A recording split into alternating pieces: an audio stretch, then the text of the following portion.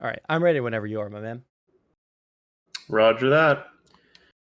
Although that does beg the question, what are we even quote unquote getting ready for? Because That's a good question. So this is Panda's been wanting us to talk for a long time. I am indulging him because he is very, very, very persistent. I'm sure you know. Yes. But yeah, credit where it's due. He's got that going for him. yeah. So basically, the way we can do this is this seems to be some kind of introductory acquaintance making conversation, I guess. We could just kind of chat about whatever and see if we have anything. I'm sure we probably do. See if there's anything that we want to argue about. If we want to go like super in depth into one particular thing, we can reconvene on that. The Mind of Z guy, he stopped through my chat, and I recognize him from a while ago. He said that if we wanted to set something up again, then he could moderate it through your Discord or something. So have something a little bit more formal. Yeah, we could potentially do a follow-up if we feel it's necessary. I mean, we could argue, but arguing is generally unproductive. It would be better if we could have something resembling a civil conversation. I'm really good at civil conversations. No, so I don't know how much you know about me, or I don't know next basically to nothing. Yeah, I know next to nothing about you either. I'm sure you're conservative. I'm very much a liberal. My basic backstory is I started streaming as a socialist, debate bro kind of guy. Over time, realized that I actually am not a socialist, and all the things I thought were socialism actually are just the really nice version of capitalism that I've believed in before and now. And I really hate socialists now. So that's like my anti-lefty aspect. On the other side, I'm very much not a huge fan of Trump whatsoever at all. Think Biden big is shot, big surprise. Yeah. I think that there is a lot of deranged commentary that comes out of a lot of lefty circles, a lot of liberal circles about Trump, but I think that there's either a grain of truth or like a good amount of truth to most of the claims. Now, there's going to be some that are like just very, very stupid. There was something recently, what do you call it? The Unified Reich advertisement that people put out, or that the Trump team put out. Did you see about that? No. Basically, it was just like a stock image, like video thing that they could put Trump's picture into, and basically just have like a cheap campaign ad. But it was very unfortunately for them a World War II pre-made thing. So it said like Unified Reich and stuff like that multiple times in the background, and they didn't really check that out. And so it looked really bad until you saw what the context was. But a lot of people soyed the out about that. So, I think that there's a lot of reasonable criticisms of both Biden and Trump. But I think that ultimately the criticisms that I have of Trump aren't going to be the ones that are, based off of the like crazy lies or like misrepresentations or just easy dunks like you would see with that really unfortunate campaign ad. So that's basically like a very broad overview of where I'm at. Okay. Broad overview of where I'm at. I am a constitutional. Let me go in order of importance here. I am a Christian constitutional conservative. I was born in Washington State. I spent the overwhelming majority of my life surrounded by people who could not disagree with me more politically. So I'm very familiar with the other side's argumentation, intimately familiar, one might say. Mm-hmm. And I've been streaming. I started off streaming fitness because I'm a personal trainer. Actually, now I'm a manager of a training department. And fitness is a huge part of my life. And I started off on Twitch doing fitness and health. And then more and more people who came into my stream started mentioning political type stuff. And that made me aware that there was a place for politics on Twitch, which is not something I knew before I started streaming fitness and health. So I made the jump to politics, and here we are. As far as policy, on the one hand, I might surprise you, and on the one hand, I might not. A lot of my positions are very nuanced, and some of my positions are exactly what you would expect a Christian conservative to hold. So it really has to be on a case-by-case thing. So Sure. there you have it. All right, cool. Yeah, so for me, the past couple of months, I especially since getting banned from Twitch, I haven't had many conversations with people, and that used to be how I kind of kept a check on myself for not going like too rad libby. I tried to, jump around into some conservative discords and stuff like that, but either the schedules didn't line up or something like that. So this might be very probative for me, because I'm just like so curious about so many things about how people think. I'm also a political science major. So I'm like very interested in what leads people to believe certain things, certain ideas, what kind of like tribalisms or groups we kind of form together and lock ourselves into like certain ways of thinking. You say you grew up in Washington. Were you always conservative, or did you grow up like kind of centristy and move closer to conservatism later on? Or I grew up Republican. I would have been considered a somewhat run-of-the-mill Republican for a large part of my life. That's definitely how my mom and dad both identify. Well, my dad identified, but I was Republican for the overwhelming majority of my childhood. I had an edgy experimenting with my beliefs phase in high school that everyone has. Some people have it more towards college, but I had it in high school. And I spent like 6 months saying I was a Democrat. And then I found out that a lot of the things that people had told me that made me say that had been straight up verifiable lies. So I was like, oh, okay, I was lied to. Cool, I'm a Republican again. And then when I was towards the end of high school, which was 2011 for me, I started paying much closer attention to politics, and I just started slipping ever further right. The more I paid attention, the further right I was pushed. Gotcha. What sort of things pushed you further right?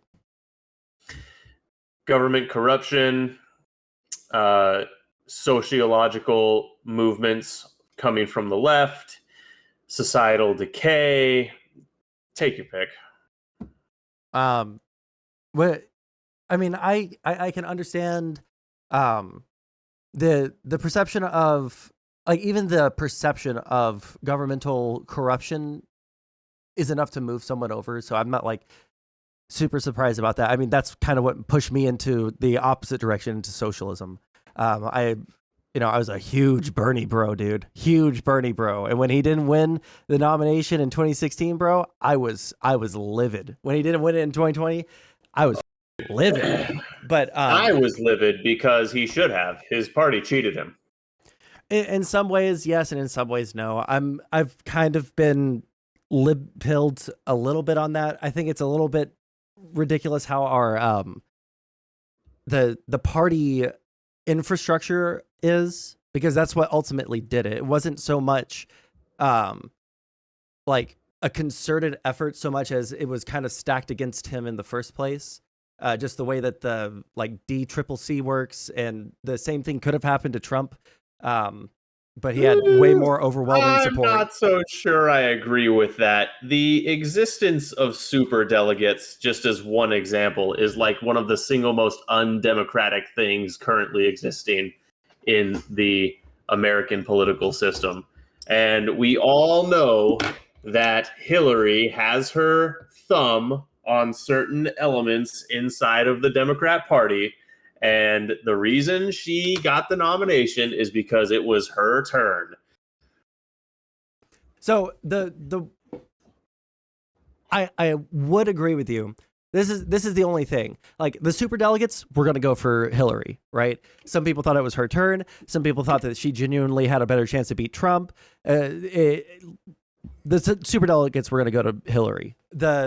The real thing is, like, the difference between what happened to Bernie and Trump in 2016 was Trump had a lot more support at the outset, like going into the into like the major state elections for the primary. And so, like, at that point, even if the Republican Party did have super delegates, because I don't know how their setup is, even if they did have super delegates to try and ram through someone else, I don't think that they would have had the numbers for it. But Hillary Clinton did, and it wasn't nearly even as close as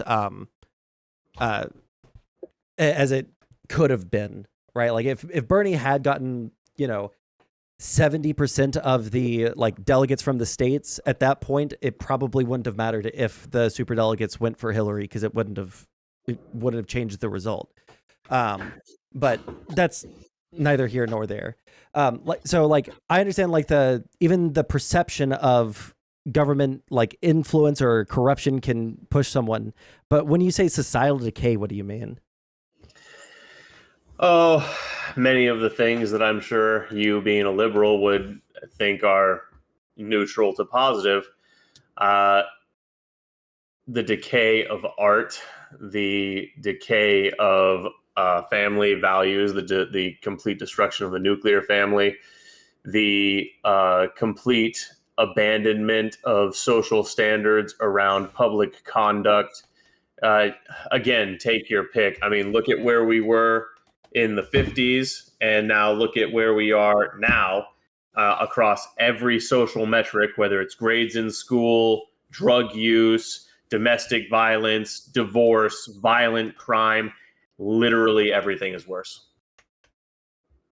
I don't know about all of those. I know that grades in school are definitely, as a person who's, most of my family is involved in education at this point.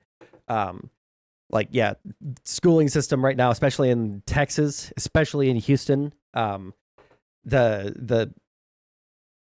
the school stuff needs to change. All right, I was working in education, and that was rough. When you say you said something about public conduct, you are mostly like referring to like protests or something like that. No, I'm talking to everything from I'm talking about everything from how people protest to what they wear out in public. It is not a coincidence that people dress like slobs and don't even bother to put on real clothes when they go out in public anymore, and that trust in institutions and civic engagement are at an all-time low. These things aren't coincidental, they're very much related. If individuals don't respect themselves and they don't respect the society they're part of, that's bad for the societal fabric. I agree with the last statement you said. If people don't have trust in the system, or respect for the system, then it's bad for the society. I 100% agree with that. I think that the people that are the least trustful of the system right now are going to be conservatives in the United 100%. States. Okay, yeah, okay. Just want to make sure we were on the same page there before we had to like talk about whether or not the lefties are indicative of the majority of Democrats in the U.S. Do you think that because people wear like sweats to go to the grocery store, that's part of the, like, can you connect the ideas more for me? No, it's not so. No, it's not, because I would say the dressing like a slob and not demonstrating respect with how you choose to present yourself to society is a downstream towards the end symptom. That's not that's not causational. I think if people had respect for the civilization they were a part of and understood why it's important to be a functional member of society, they would start actually giving about how they looked when they were in public. I kind of agree. I kind of don't know if I fully would sign on to that. I do think that there's a lack of agreement, or a lack of what's the word I'm looking for here? People on the left don't want to ever admit that, you know, personal responsibility or taking care of yourself is something that you need to do. Very postmodernist. Yeah. Yeah. I think that that's something that people on the left, liberals and lefties alike, but it's mostly, I would say it's more in like the lefty socialist kind of crew that think that like the personal, personal betterment is impossible without the system changing. Which is idiotic. Yeah, I mean, yeah, like there is an argument to be made there that like it plays some part, but at the end of the day, like that's a societal wide problem as opposed to like something that you can fix yourself. And I understand why people get to that point, right? Like you yourself feel like everything is kind of, the government isn't listening to you. Nobody can afford rent. Nobody can afford healthcare. You start slipping down one of the extreme sides of the political aisle, and you just kind of think something needs to completely be overhauled in order for anything to get better, because of your own personal experience. But we have limitations as human beings. Let me pitch this to you and ask you if you would agree. You're leaning in the direction of the government and the society have to change before people will change. Correct me if I'm wrong. No. Okay, I misunderstood. Can you restate what you're saying? Yeah, sorry. I was more steel manning the side of that does think that, even though I don't personally believe it. There is a grain. There's an aspect. Okay, yeah, that's where I misunderstood. Yeah, there's an aspect there that's going to play a role into that. But like people obviously need to take some accountability for themselves and grow the up. Go get a job. Don't be too scared to order pizza on the phone, et cetera, et cetera. You know. Yeah. Like that's something that needs to change in terms of like liberal or lefty culture. Like that idea needs to be reeled back, if not like change completely. I'd say that idea has been getting tested for the past 40 years, and we have demonstrated it is an abject failure of an idea. Wait, which one? That the government needs to change. The idea you were just alluding to, this sort of I can be soft and delicate and I don't need to develop myself and develop any level of social and personal strength, that you were just like the pizza on the phone thing. The idea that you can exist that way and it won't have any negative effects on anyone but yourself, and people can be that way if they want to. We as a society have been testing that idea about 100% verifiably for the last 20. It's an abject failure of an idea.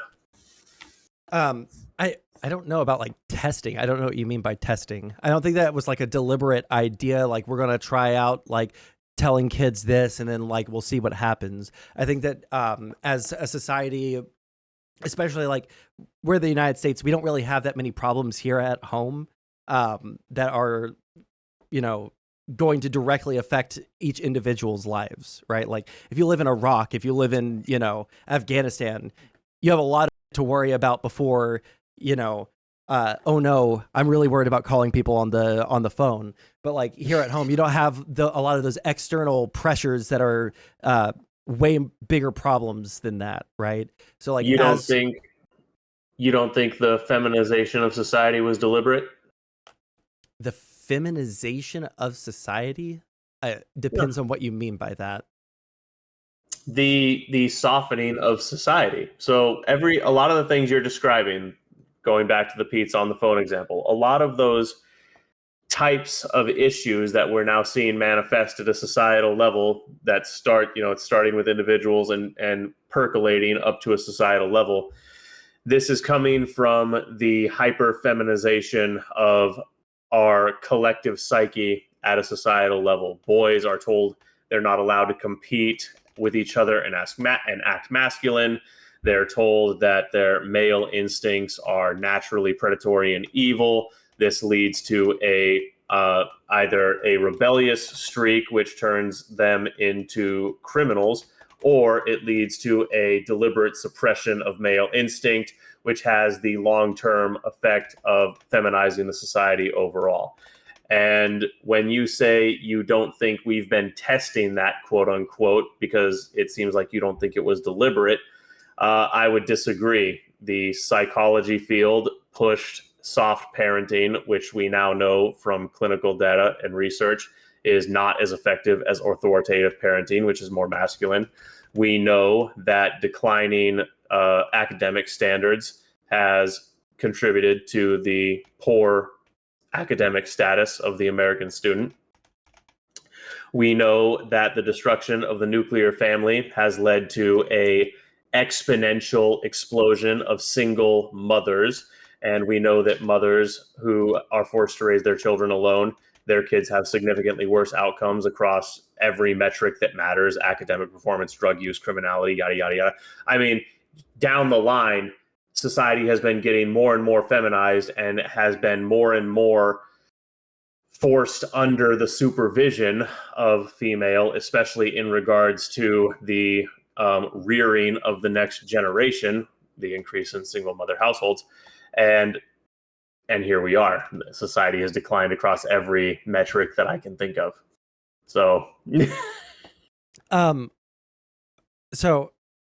okay, I wrote some stuff down there, but the only thing that I didn't get, you said forced by female, and then you just kind of like kept on going right at the end there, talking about like the rule of females in government or what? I think what I meant to say there, I might have stumbled over myself and not realized it. What I mean to say is that how to articulate this? The governing percentage and the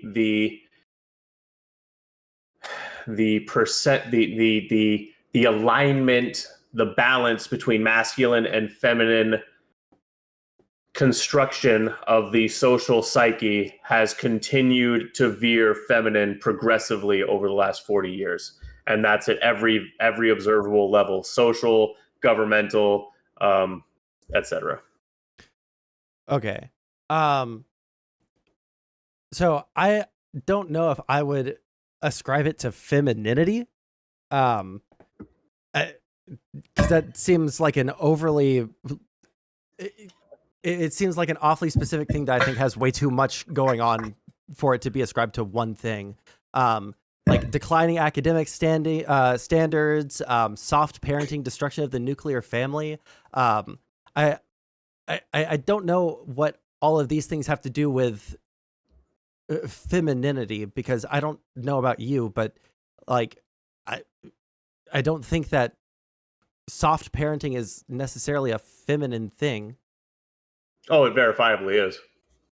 We know that when you look at the psychological research that's been done on parenting styles and how kids are raised by a masculine father versus a effeminate father and a mother, or a masculine father and a standard wife versus a single mother, we 100% know that more soft, gentle-handed parenting as opposed to authoritative parenting, that it's 100% verifiable that leans by sex disposition. And I don't want you to get the right idea. I'm not saying that every societal woe we have is because of feminization. I think that's a decent sized piece of the pie, but it's not the whole thing by any stretch. I I kind of want to dig into the soft parenting thing because I don't know exactly Go what for that it. means. Like I don't know if this is going to lead to like a super interesting conversation for people in chat is the problem.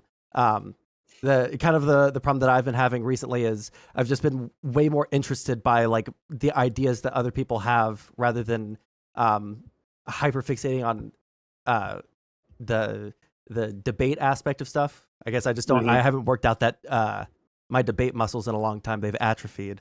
But soft parenting. What would you consider like soft parenting? Like no rules, just right. Ollie ollie oxen free. Kids can run around the house, can do whatever they want, can get bad grades. Parents don't do anything, or Some version of that, yeah. You could also lump things like affirmative parenting, where you never correct your child. The affirmative parenting is something I can't remember. I'm bad with names, but there was a child psychologist who wrote about that.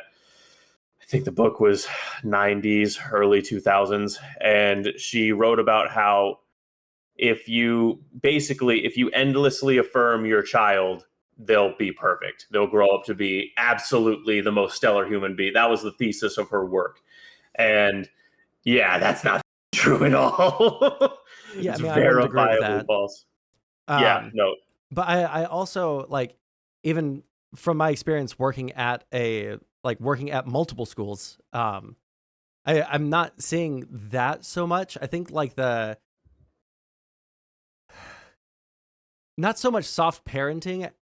Like there's a lot of helicopter parenting. I would see that, and I would say like maybe that's not maybe there's like No, a difference authoritative between parenting. yeah. I would say that helicopter parenting is a toxic feminine parenting style.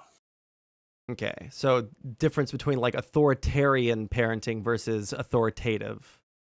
Oh yes, 100%. Authoritarian yeah, very important distinction there.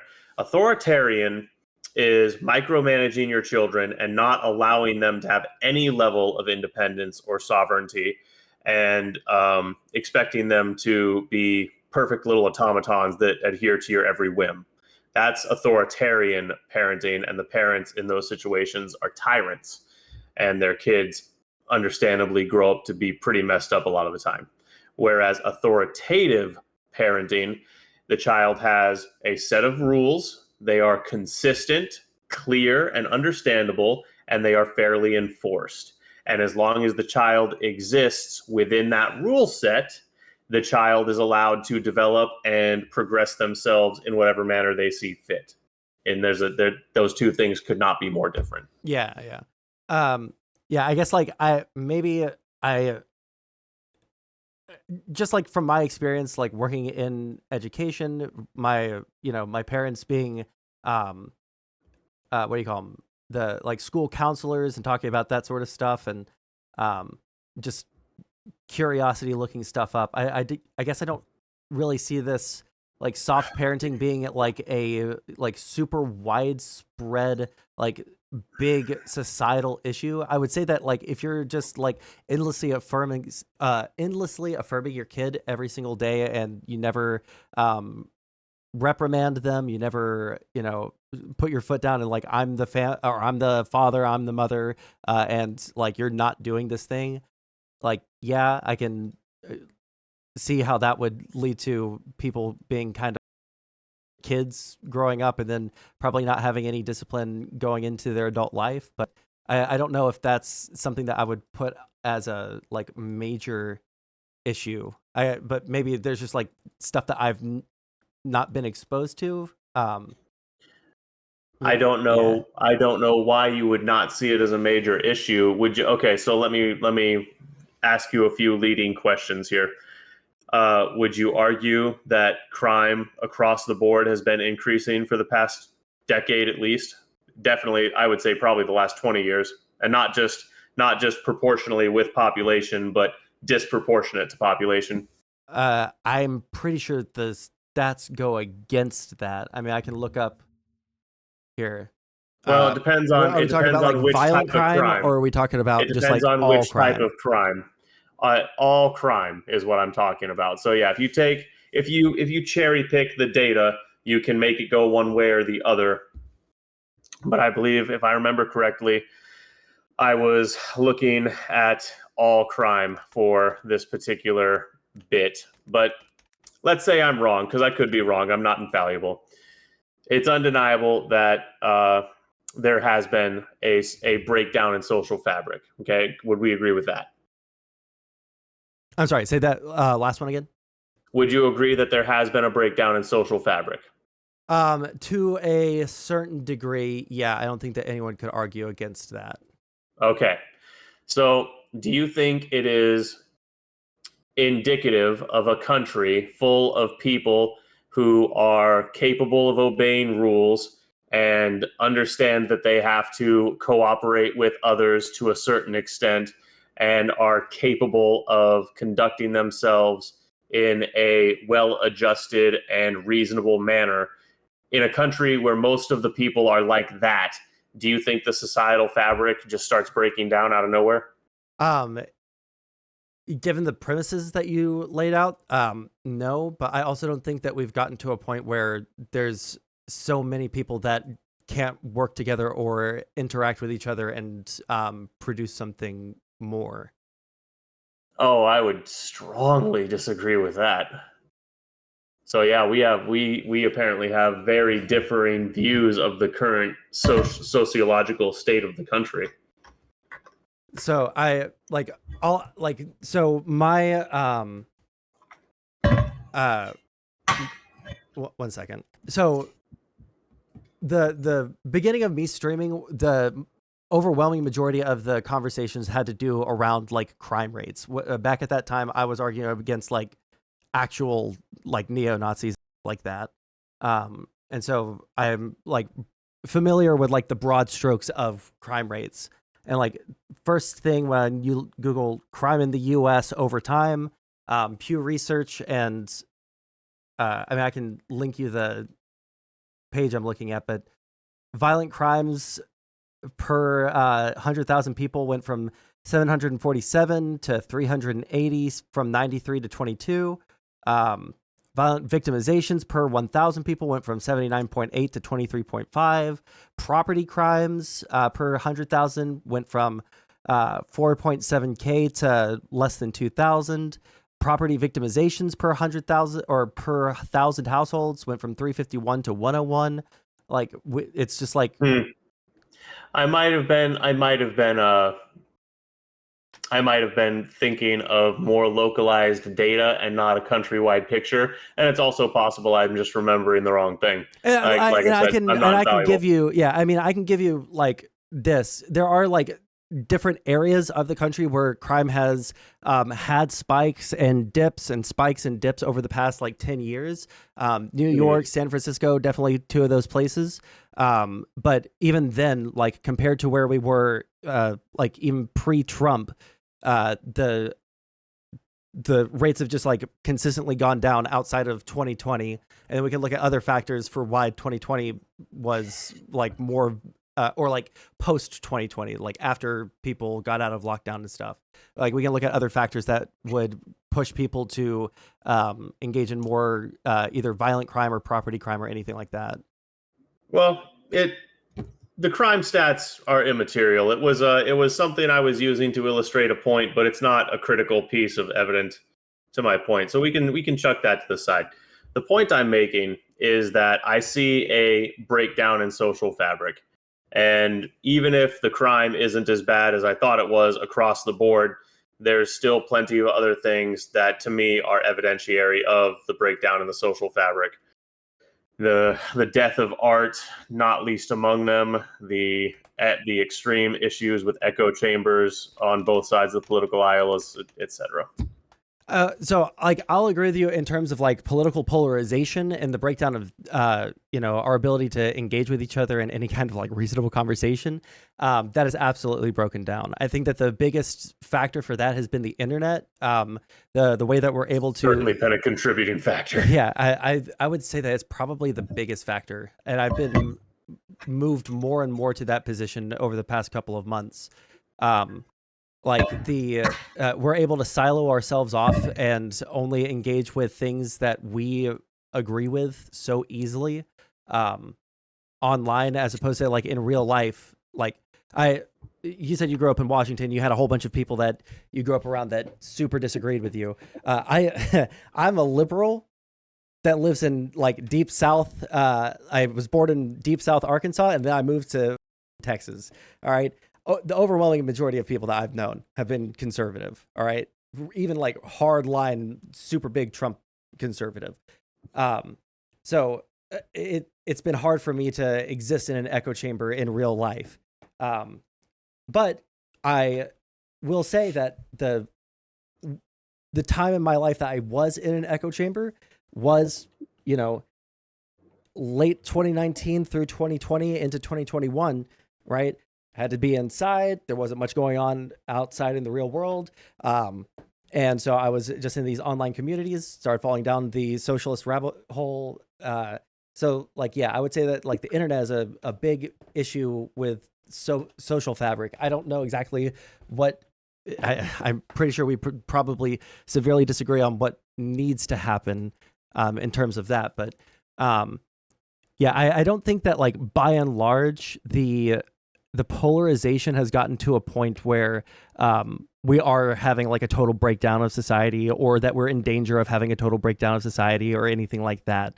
I think that largely the issues that we do see in terms of political polarization are going to be on the extremes and not in the more like center of political issues, right? Okay.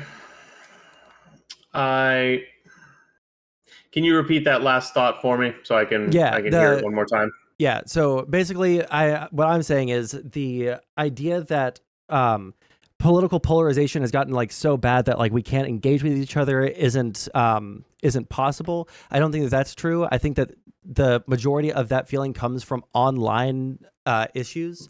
Like it obviously shows up when it comes to the electoral system, people being heavily super hardcore in favor of Biden versus I'm sorry, I meant to say Trump, heavily in favor of Trump rather than, like people that are more moderate in the Republican Party. And on the Democratic side, there's, all sorts of like issues with the coalition that like has been traditionally there. A lot of that is due to online stuff. But I think that when you like talk to people in real life and you like talk about issues, a lot of times you can find a lot more agreement than you would ever find online. And I mean, there's multiple reasons for that: anonymity and not like seeing the person face to face, stuff like that. But I don't know if I would say that we're having like a societal breakdown because of that right now. I'm at a loss for why I'm at a loss for why you think there isn't a societal breakdown occurring. We have fundamental disagreements between the two sides about bedrock principles and morality, and you're on one of the sides or you're one of the people who's a fence-sitting coward in the middle. And these issues are largely, as far as I can tell, irreconcilable at this point because neither side is going to budge. And the time where we saw anyone moving side to side, as far as I can tell, is pretty much behind us. I think the battle lines have pretty much been drawn and people have pretty much decided where they're at. And I don't even know where to begin to start verbally expressing a convincing case of that to you, because it's like, well, I can ask you questions like why you feel that way. Yeah. So when you say like you think that everyone's largely like picked their side and we have like these irreconcilable things, no one's like moving over like side to side, like why do you think that? Like we can look at polling data and see that there have been shifts in people who are supporting Trump then moving over to Biden, then moving over to RFK. Like we've seen like shifting in the polling. If there was like everyone's just already set in their ways, then why would we ever see any shift in the polling leading up to the election? Well, I mean, you could explain shifts in polling with a few things that aren't actually reflective of mass numbers of people changing their opinions. Polls can be manipulated, and I don't think anyone would contest that. At least no one who's aware of how polling works. But even putting aside any funny business on the part of the pollsters, those numbers as a percentage of the population, I am dubious that it is a significant number of people. Okay, you gotta understand, I have a tendency to speak in hyperbole. When I say no one, or when I speak in absolutes, I'm speaking in hyperbole. Sure, that's why I'm like clarifying with you, right? Right. So obviously, there's always going to be some level of political migration, we'll say, and that's always going to be true, even in the most authoritarian, dictatorial society you can imagine. Even if it only is happening in the person's head and they can't actually express their shifting thought patterns, we know from people that have fled North Korea that it does even happen in places like North Korea. Okay, so I'll concede that at a certain level. What I'm talking about is in I can't remember, was it 2017, 2018? There was the walk away movement. If you remember, some guy started the just walk away hashtag, and there was this whole thing about just leave the Democrat Party already. And then we started later on in the following years, we started seeing more and more Democrat politicians say, I'm done with this. And around the same time, because of Trump's antics, we had Republican senators and House members here and there saying, okay, this party has just gotten too damn for me. I'm jumping ship, mostly because of Trump and his antics. And this may be a matter of perception. I would be willing to be proven wrong about this if there was enough of a data case to be made.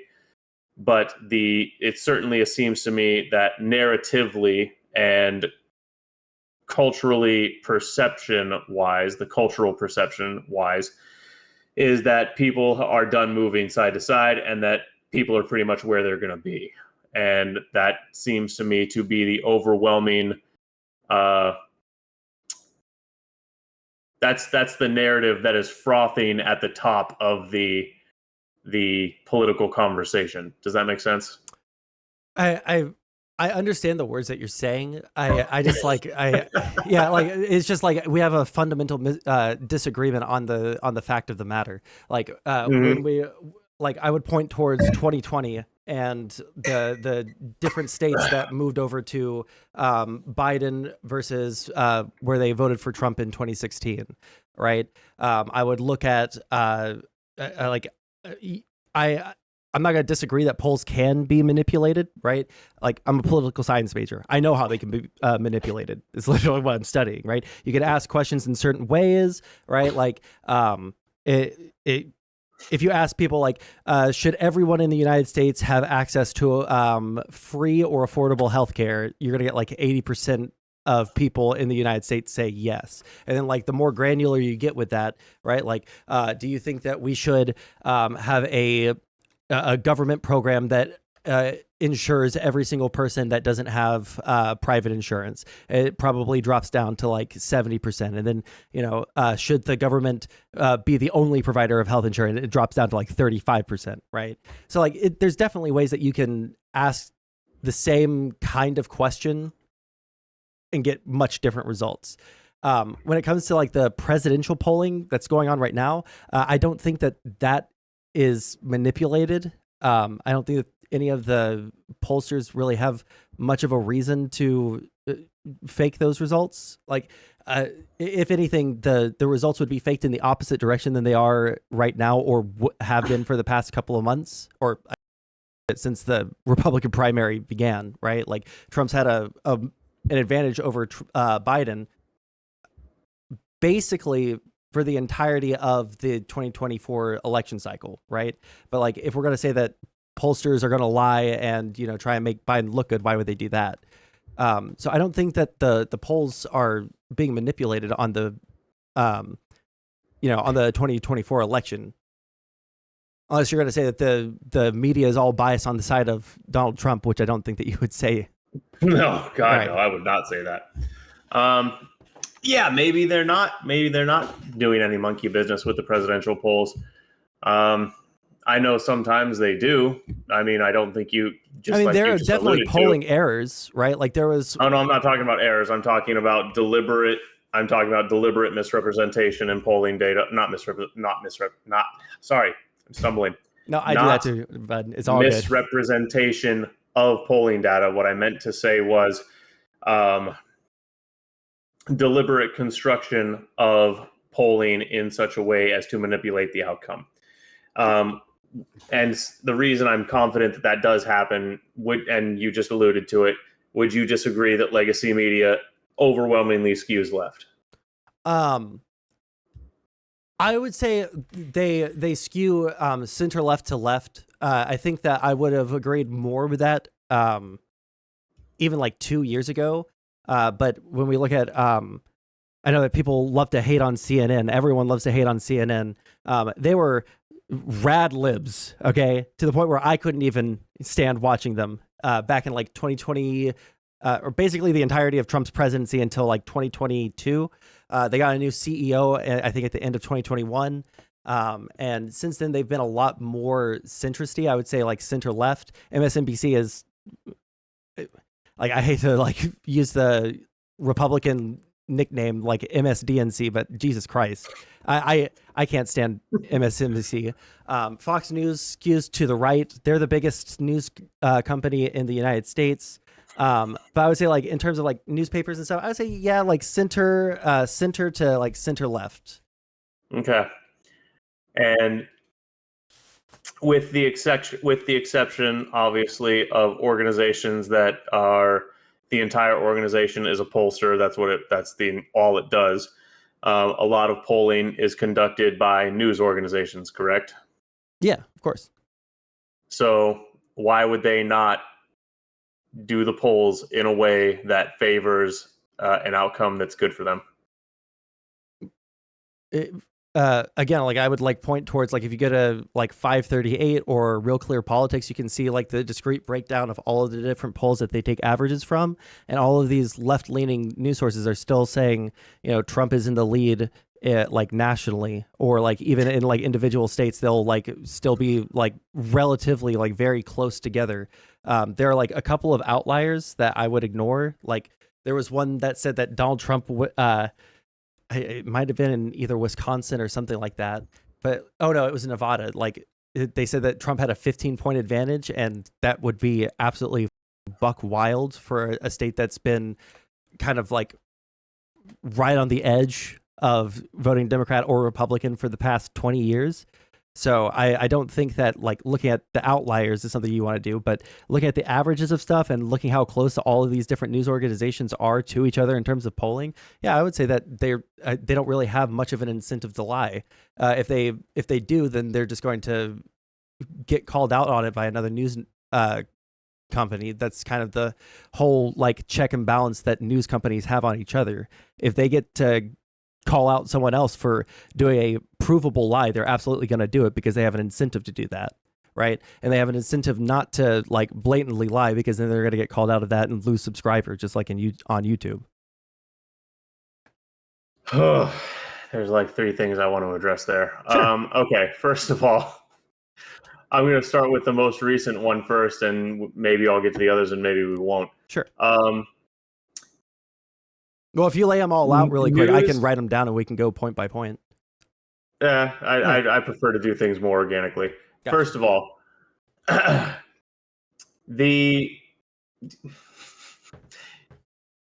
you familiar with Operation Mockingbird? I know that name. Which one was it? That is basically, I can't remember all the details, but basically that was the U.S. government's experiment to see if they could control narrative at a societal level using media.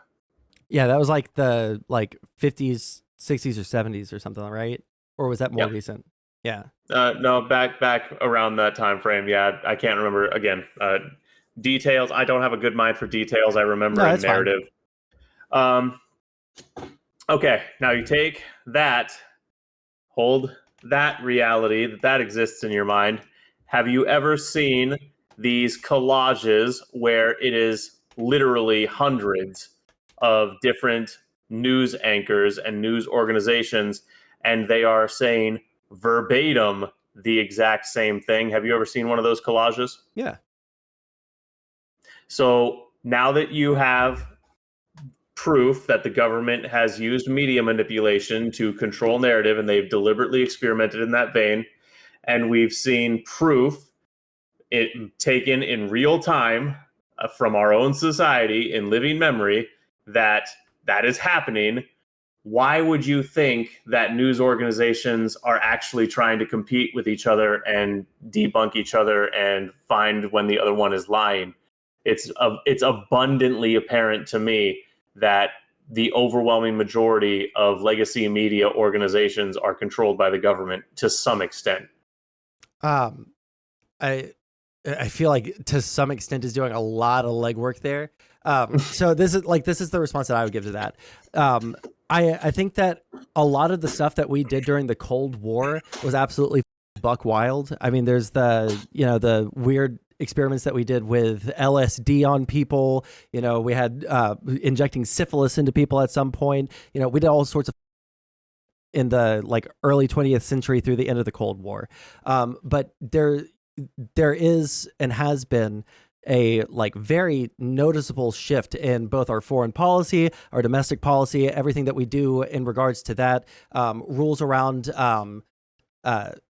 the CIA and the FBI and the way that they conduct themselves both domestically and abroad. I don't think that we can say because something has happened in the past that it is still happening now in the future, right? There would have to be some evidence of that. In regards to the collages of different news organizations, these are overwhelmingly the local news channels that are owned subsidiaries of ABC or Fox or MSNBC or NBC rather, ABC, these really big institutional news corporations that have been around for decades, right? So not arguing that. Yeah. So the idea that the government is putting that narrative out there, I don't think that unless you have something that can prove that, it's much easier for me to believe that, okay, well, we have this story that the company wants to push, right? We're all subsidiaries. Did you follow the Twitter files? I did follow the Twitter files. Okay, so explain to me why it is a leap to say that the government would do that with social media companies, but not some version of that with legacy media? Because the Twitter files didn't make the claim that the government was giving them narratives to push. No, I'm not saying that. I'm asking you Okay. for a logical argument as to why we would think if the government is willing to strong arm social media companies to push a narrative, why the government would not also be willing to do the same thing to legacy media companies. Because the Twitter files, even in all the leaks that they showed, they didn't strong arm anybody. If you want to pull up the screenshots, we absolutely can. I've gone through them all on stream before. So has my stream. We covered every release. I've read through all the screenshots myself. How can you fundamental disagreements, here we go. Yeah. How can you say with a straight face that the FBI contacting Facebook or Twitter and saying, hey, this was tweeted, delete it, or hey, this account is not nice for us, de-rank them? How can you say that's not strong arming a company to push a narrative? There's a difference between asking someone to do something and having the legal force to be able to do it, right? Okay. If someone walks up to you and they're holding a gun and they look pissed, and they say, "Hey there, I notice your wallet in your pocket right there. Kindly give it to me." Are you going to tell that person no? Did the government ever threaten any kind of legal repercussion if they didn't delete a post? Did the person in my analogy just threaten you? Yes, they have a gun. Okay, the government has a monopoly on violence. Yeah, but just because they have a monopoly on violence doesn't mean that they're employing that. Whereas someone But having the a monopoly gun, on violence is the gun in the metaphor. The government can do pretty much whatever the hell it wants to you if they really want to do it. They'll find a way to do it. that's not necessarily true. Fundamental Oh, disagreement. I thought that you were a constitutionalist. I am a constitutionalist. That doesn't mean the government follows it. I believe in the document as drafted. The government does not obey the document as drafted. Except for all the times that they do. Oh yeah, selective obedience is the same thing as absolute obedience. Again, like we would have to find an example of the government not adhering to the Constitution. Like Every single gun law that exists. Okay, that is a hyper big legal disagreement that we're gonna have there. All right, cool. That I don't want to get into right this second because we're on the Twitter files, right? But the idea that no legislation whatsoever can ever be passed, and even on that, I think that the strongest legal argument for the Second Amendment, the strongest legal argument for the Second Amendment being in totality is only been argued since the 70s or something like that. Nobody. Yeah, because before that, it wasn't contested. It was just universally accepted and understood. I mean, people weren't walking around with grenades all over the United States or anything like that. That's not relevant to the argument. It means that there were gun laws in the United States before that, and then a bunch of them got repealed after that I don't remember which Supreme Court decision it was, but a bunch of gun laws got repealed after that decision based off of that judicial review. Okay, so is the point you're making that because gun laws were in place that were repealed by that judicial review, that is indicative that we did not have a unified cultural understanding of the Second Amendment? I don't think that I said that. I think that we have we have general societal ideas of what something means. So in regards to the Second Amendment, I think that we probably did have a pretty universal idea that I don't think that most people thought it was weird that they couldn't own, MG42s like that. Right? It wasn't a super big weird question oh man, why can't I own an M1A1 Abrams tank? But after that, I think it was the NRA, but I don't want to just assume something, right? But that decision back in the 70s was the beginning of the gun culture as we have it today, right? Because the gun culture pre that decision was much different than the gun culture that we have in the United States now. And let me be ultra clear. I'm not anti Second Amendment, right? I think it's fine if people want to own guns, but it's just, yeah. But in regards to what the point of this whole segue or tangent that we've gone on, the government has limitations on its power. Right? It doesn't mean that they can't request something to happen. In regards to the Twitter files, you can disagree that this is something that the government should do. Oh. The fourth. Sorry, go ahead, sir. Yeah. You can make an argument that you don't think it's something that the government should do, but I don't think that there was any threat of legal force behind that. There was never any implication of any force that was going to be used behind that. And for the most part, the things that they were asking people to take down were in regards to if we're gonna go straight to the Twitter files, the pre the laptop story getting the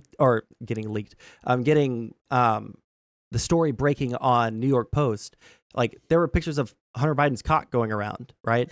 And it was Trump's FBI, it was Trump's intelligence agencies that were contacting the these social media sites and saying, "Hey, this is basically revenge porn. Can you take this down?" Right? Like in regards to the Twitter files themselves, the things that we saw, the screenshots that we saw, there was never any like, "Hey, you need to take this down, or you're going to be violating section, 203.02.1612 of the U.S. legal code or anything like that, and we're going to come after you." There was never any like implied threat, and there are plenty of examples, even in the Twitter files, in the screenshots, where Twitter didn't comply with requests to take down accounts. They didn't comply with taking down certain tweets. Right? Occasionally, yeah. Occasionally, they did not comply. So if they felt like they were being, held at gunpoint, right? Like, "Hey, nice post you got there. Be a shame if it stayed up, huh?" Like, if they felt like that, then why were there some that they refused to take down, some accounts they refused to ban, refused to shadow ban, right? And some that they actually did go through and do it, right? You can see the internal conversations that they were having about whether this was a legitimate breach of TOS or something that they wanted to do. Whether the how to say this, the internal rationale for whether or not they complied with the government's requests is immaterial as far as I'm concerned. Again, so two things. First of all, wait, hold on. I want to ask you about that. Why is it immaterial? Like, if it was, I would have to agree with you. If they did comply with every single, request from the government, I would have to agree. Like, yeah, there does seem to be some sort of like impropriety here. It seems like the government is strong arming them. But like, if they're going to disagree sometimes, right, then it seems like they do have autonomy. They're not actually being forced to do this thing. How is that immaterial? It's immaterial because it's not directly relevant to the point that I'm attempting to make. Okay, maybe I misunderstood the point. Okay, a million tangents. We were talking about the Twitter files. Twitter files. We talked about the government strong arming. Nice wallet you got there, holding a gun. Limitations of government through the Constitution. Right. Okay, so going back to my metaphor, let's throw that metaphor out and look at it a little bit differently. If you have a working relationship with someone and you've both agreed that this is the interest you're pushing, and there is an internal disagreement about the best way to move in pursuit of the agreed upon thing, it's immaterial whether or not one side always complies with the other side, because there's an agreed upon objective. And the Twitter files demonstrated that there were virtually never instances where left-wing accounts were downvoted, downranked, shadow banned. There was virtually never instances where left-wing narratives and talking points were suppressed. There was virtually none of that, if I recall correctly. And when I say virtually only to give myself a little bit of buffer in case I'm misremembering. We did, however, see many right-wing accounts, many right-wing narratives, all get nuked. There was a consistent one-direction flow of what they were doing. And as you've repeatedly stated, this all happened in conversation between the company and the FBI. So, okay, so the FBI didn't strongman them. I don't like that the government was communicating with a private entity about what narratives should and shouldn't be pushed, regardless of whether or not there was threat of force, which, going back to my metaphor and the fact that the government has monopoly on violence, the threat of force is always there, just like a big 300-pound psychopathic male standing next to a 120-pound defenseless twig of a guy, the threat of violence is always there, even if they're on good terms. So it's just absurd to me that when you what was your original point when we got onto the Twitter files? The original point was we were talking about how news corporations, the big compilations of those. I would say that in terms of those compilations, like all of the ones that had the same narrative were all from like the same company, the same like parent company. Right. And then you were saying that that was not demonstrative that something like Operation Markenberg was going on, and then I brought up Twitter and social media, and okay. So, yeah, to me, it is absurd to say that there is no element of coercion or influence via power dynamic coming from government to the company. Sorry, can you repeat that last one? Sorry, something in chat distracted me. Say it again. Okay. It's absurd to assert that there is no influence on the relationship via the power dynamic between the government and the company. And because of that, I believe you can take the government to social media example and extrapolate it to the legacy media example. I mean, like, I just can't like wrap my head around the idea that the media is beholden to the government, because the entire point of media in this company and the way that they kind of stay in relevance is by critiquing government or critiquing people in government. If you're MSNBC, you're going to be critiquing almost always the conservative side. If you're on Fox News, you're almost always going to be critiquing the liberal side.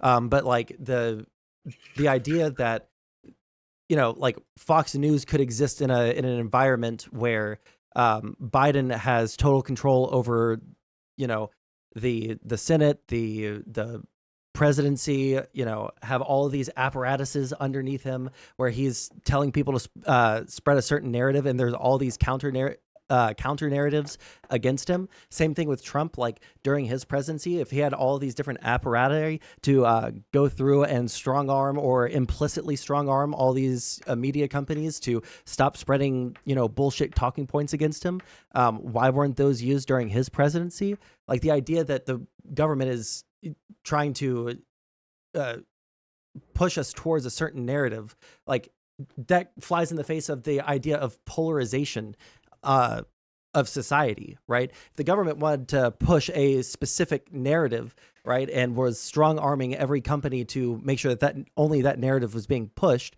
then why do we have like so many fundamental disagreements on like basic statements of fact or of basic statements of like what happened or different perceptions on the same set of facts? If the government is pushing a narrative, then I feel like we wouldn't have nearly as much lack of cohesion societally than we do.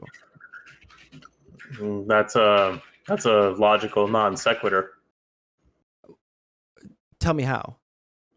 The logic train is, just so I'm like ultra clear that I'm not misspeaking, right? If government wanted to push a narrative, right, and they had the ability to push that narrative, the companies wouldn't be critiquing the government in multiple different ways and from multiple different angles, right? And if the companies were complying with these ideas, right? Let's assume that they are being controlled opposition to, you know, any outside narrative, then why do we have so much polarization in society if all of these different companies are complying with the government strong arming them implicitly or directly? Ordering my thoughts. Sure. Okay. The question almost begs a certain answer. What the question that you're asking is implying is that well, if the government is pushing it, wouldn't that make it somewhat absolute? And no.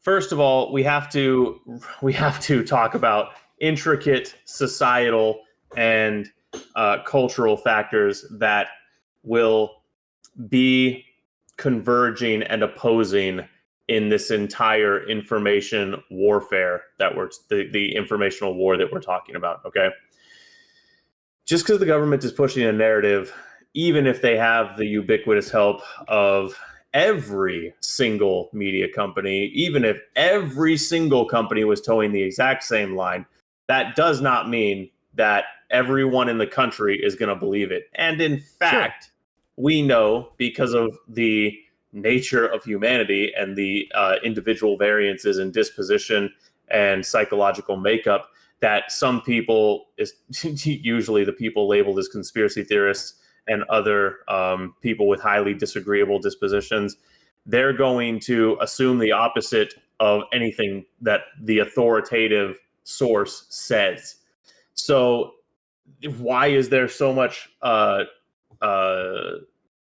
divide in the political conversation, even if the government is pushing a narrative? Because it's been a ubiquitous push in one direction at a societal level for several decades now. Like, certainly since Nixon, the country has been moving left at a societal level.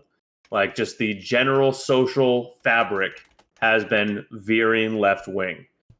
And that has predisposed a lot of people to that's not the right word I want. That's not the way I want to say that. It is hypersensitized a lot of people to what is going on in the culture, and they aren't buying the narrative anymore. People have become radicalized, and that is why your logic is wrong.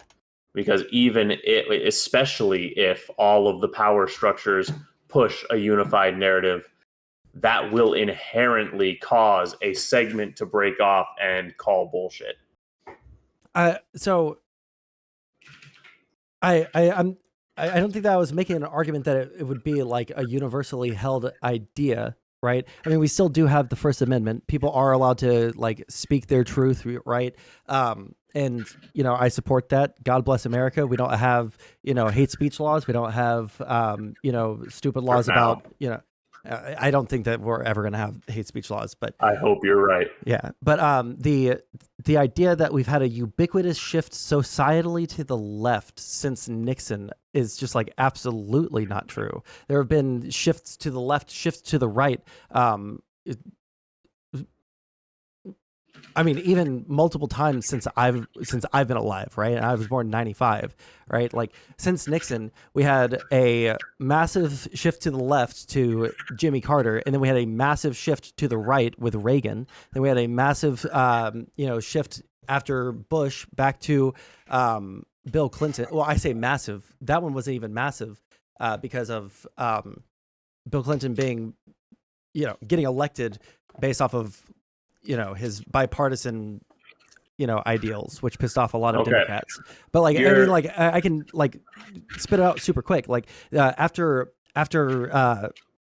what's his name? After Clinton, we had Bush 2. That was a massive swing to the right, especially after 9/11, right? We had this massive swing to the right where, if you were Democrat, you were basically anti-American for several years. When we went back to Obama, that was a massive swing back to the left because of the like craziness of the Bush years. And then we had like probably the biggest swing that we've seen to the right after Obama in regards to Trump. Like, okay, everything you've said has been at the strictly political level. And it's really just everything you've said has been presidents. And alternating presidents is almost a separate political phenomenon because of voting patterns, and we could even get into more conspiratorial stuff if we wanted to, but I don't particularly care to do that right now because it's not germane to the point. When I say that we are culturally veering to the left year over year over year, what I'm talking about is more like cultural things rather than like anything political. Both. So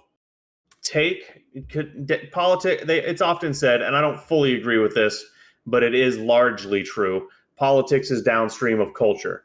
So starting in the 60s and really ramping up in the 70s moving forward, we started seeing large-scale left-wing social movements begin affecting policy.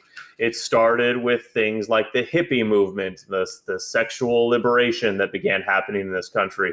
We started seeing the breakdown of the family unit, and that led to things like no-fault divorce, that led to single-parent households, more easily accessed benefits for single moms and child support and all this. Then they decided to start pioneering the racial front, and we got things like affirmative action and other race-based legal reforms like that. And then they decided to move on to the LGBTQ issue, and it didn't take very long. We had gay marriage, and I mean, it took like 4 decades. That's not very long in the scheme of the country, and when you look at human rights, the evolution of human rights over human history, 4 decades is nothing for something as big as gay marriage. Over the entirety of human history, sure, but like our country is what, or even over the evolution of our country, 4 decades for something as massive as gay marriage is not a long time. I mean, I would disagree with that, but I don't even know if we could even have an argument about that. We're just going to disagree on that, but okay, so moving on. Yeah. And then you and hopefully you would not disagree with this, the cultural sentiment coming out of Hollywood and coming from the music industry has veered left wing, certainly both of our lives. I mean, like since the 60s, I would probably say, yeah. Exactly. So now when I say the society and the social fabric has been veering left, these are the things I'm talking about, and all of that is verifiable. I mean, so I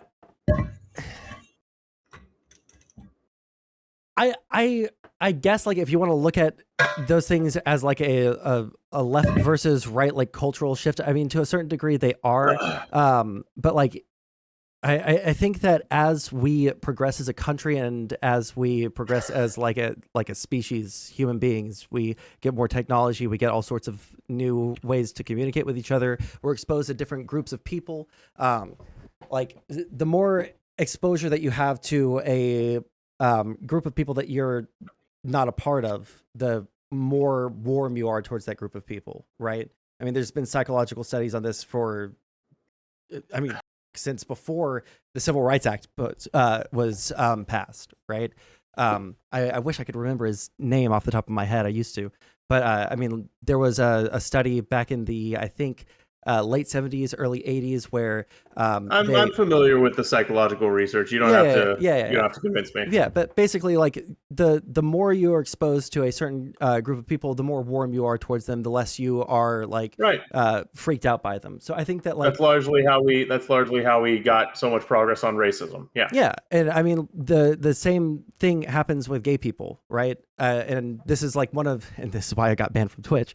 One of the things I think that the gay rights movement did really well was they were like, hey, we're here, we're queer, and we're not going to go away. We're normal people. We have jobs. We want to live normal lives, and we don't want to be discriminated against, right? As they got more accepted in society, I think Will and Grace was like a big thing back in the 90s. Right. And I think I've never watched it, but from my understanding, he was like a gay character. Like the more you're exposed to different groups of people, the more warm you're going to be to them. So I don't know if like the argument that you're almost making by accident is that like right wing people or conservatives are opposed to any kind of forward progress in terms of like living amongst groups of people that they don't know well, right? Which would imply like conservatives are inherently bigoted, which I don't think that that's true, right? What I think it is the more open communication has gotten, especially with the internet, the more people are exposed to different things, the more likely they are to be like, yeah, why the f can't gay people get married? Like, what's the big deal with that, right? When it comes to like ubiquitous shifts societally to the left, I don't think that I would necessarily say that's like a leftward movement per se, then just like people are starting to come around to the idea that like we shouldn't to people that are different to us, like increasingly to different groups of people, right? Okay, your your bias is showing in that you are equating moving towards a society that has more prioritization and respect for your values and things you see as good is equal to progress. That's highly demonstrative of your bias on that situation right there. Sir, we again have a Wait, fundamental I'm sorry. disagreement. Can you like restate that? Because I'm not sure if I quite understand like where the bias You're was. you're equating you're equating society and law and policy moving towards what you think is good as progress. Well, what do you Uh, think that? What is the value here that that I hold that you don't think that you would hold? I do not think that the destruction of cultural institutions that are ancient and not and despite their frequent use and engagement are not fully understood by the average person, such as marriage. I do not think that the ill-considered and half-baked abolition of norms surrounding that cultural institution are wise. There is a very good reason why gay marriage was not honored in law. There are both uh, sociological reasons and fundamentally, I believe, spiritual reasons why that is not a good idea. Well, on that, like you're entitled to have that opinion, but the problem is that the the Christians in the United States wanted to have benefits for being married that people who are not straight are not capable of getting until gay marriage was passed, right? And I Like, don't see a problem with that. do you think that it is acceptable to discriminate against people based off of their sexuality? I'm going to counter that question with another question. Do you think that giving benefits to people who are not providing the function which those benefits are predicated on is fair to the people that are providing the function? Just to restate your question so I fully understand it. You're saying that there is the reason that there were tax breaks, essentially, the reason that there were benefits for being married is because they provide a function in society that is beneficial. Yes. Okay, and that would probably be like having children and having like a Procreation, yeah, correct. gotcha. I mean, well, next question would be like gay people can adopt, but you probably don't agree with that, yeah? I don't know. Okay. Ooh, that might be a fun thing to drill down on if we have a follow-up conversation, because I don't know, because I don't have stats on hand. I've had that argument before about like the outcomes of people who were raised by gay parents versus straight parents, and on average people who grew up with gay parents, and I don't even think this is because they're gay, right? Like people who grew up being adopted by gay parents generally have fairly good outcomes compared to the average, right? And that's probably more attributable to the fact that if you have enough money and enough income and a good enough job to afford to, adopt someone, you probably have enough money to, support that kid like throughout their adolescence into adulthood, right? So, but like I don't have those stats on hand, so I don't want to necessarily like get super down in on that. But it so I would like disagree on that on a factual basis. But in terms of the societal benefit, if the people that were pushing for this, and again, these were Christians that were pushing for this idea that if you're married, you should get a tax break, right? Even if you don't have kids, right? Even if you're simply You just say this married. was Christians pushing for what data are you relying on to make that claim? I believe back or first half of the 20th century, there was lobbying effort from married groups to get tax benefits for being married. But again, like I haven't had that conversation in probably 3 years, so I don't have anything on hand to show you that. Okay, well, as a card-carrying Christian, let me say something right now, and you're not going to like this, but this is how Listen, it is. my dad, I grew up with a pastor dad, all right? I'm well acquainted with Christianity. Okay. If you are a Christian who supports gay marriage, you're not a real Christian. So let's just dispense with the Christians supported gay marriage thing right now. Anyone that says they're a Christian cannot support gay marriage, or else their card is revoked. That's how it is. I mean, you can have that opinion, but there were people that self-describe as Christians. Like, I don't you can care have what they self-describe as. yeah, People like they lie would all the probably time. say the exact same thing to you, that like you're not a real Christian because you're not showing like the Christian but love. I can back up what I'm saying with scripture, and they can can't. also back up what they say with scripture. I mean, They I'm can not like lie. I mean, Yeah, I agree. They can lie about I it. mean, quotes from the Bible aren't like lying. You could say that it's like a misrepresentation, but it wouldn't be necessarily a lie. No, I can verify that it's a misrepresentation, because when people use the Bible to justify things like gay marriage, they cherry pick one tiny little passage, and then when you read 5 sentences down, you realize that the additional context blows what they just said out of the water. Well, I'm more like referring to. Let me finish. Oh, let sure. me finish Yeah, what yeah, I'm saying. sorry, Please. I'm interrupting a lot. I'm sorry. intimately familiar with this debate. I come from Washington, and up in Washington, there's a high presence of a Lutheran denomination called the ELCA. Okay. And about, was it 15, 20 years ago, the ELCA merged with another Lutheran body, and it's been veering extremely left ever since. And my church that I was born into and baptized in joined the ELCA during my lifetime, and promptly thereafter began shrinking year over year, but that's another conversation. But recently, about a year ago, the problems in my church came to a head. I was currently acting as the church president, and I did a deep dive on biblical lore surrounding the discussion of Christianity and its relationship with left-wing politics.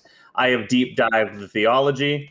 I am intimately familiar with both sides of the argument, sir, and I can promise you there is no honest biblical argument for gay marriage. So you can sure, argue like, with me if you want, but I wouldn't even like is. make an argument like that the Bible supports gay marriage, because I don't think that the Bible does do that. I would like more point towards like the Christian love aspect of it, but like that would be like a really interesting like follow-up conversation, because it's not something I'm like intimately like familiar with, like to have a pickup debate on. Yeah. Let me interject and say that the cultural conception of what Christian love is has been hijacked by people that want to use Christianity as a cudgel against Christians. The Bible prescribes what love is and is not, and God's love does not extend to things that God openly says he despises. God's love is not unconditional.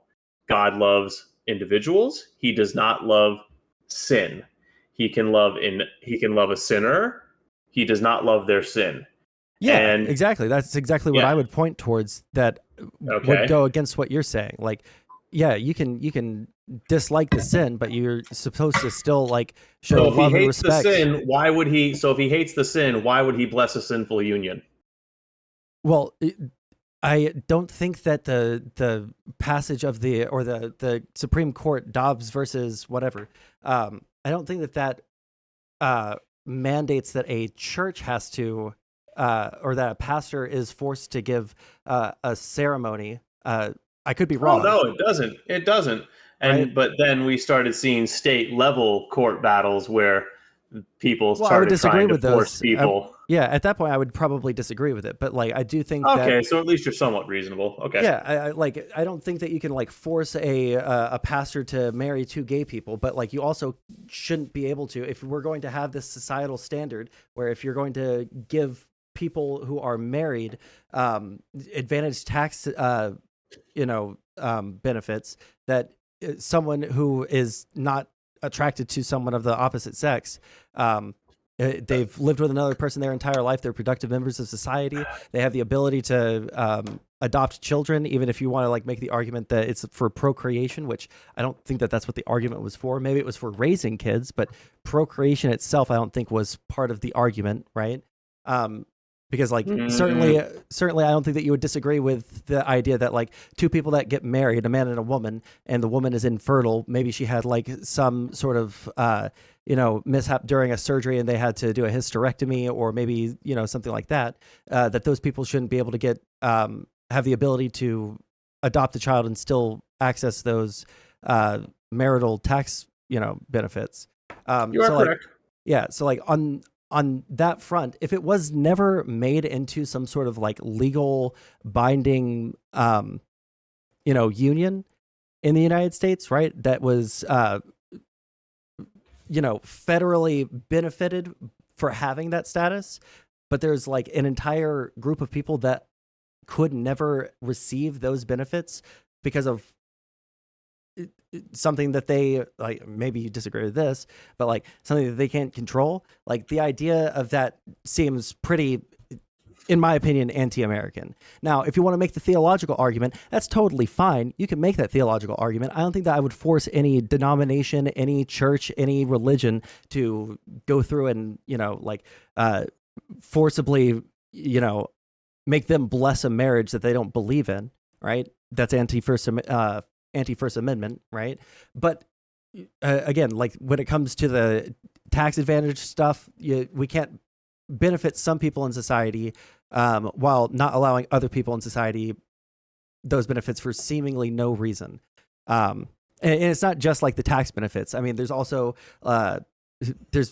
you can read all sorts of different horror stories from gay people from the 70s through when gay marriage was the Dobbs decision. Was it? Wait, no, the Dobbs decision was the one that got rid of abortion, wasn't it?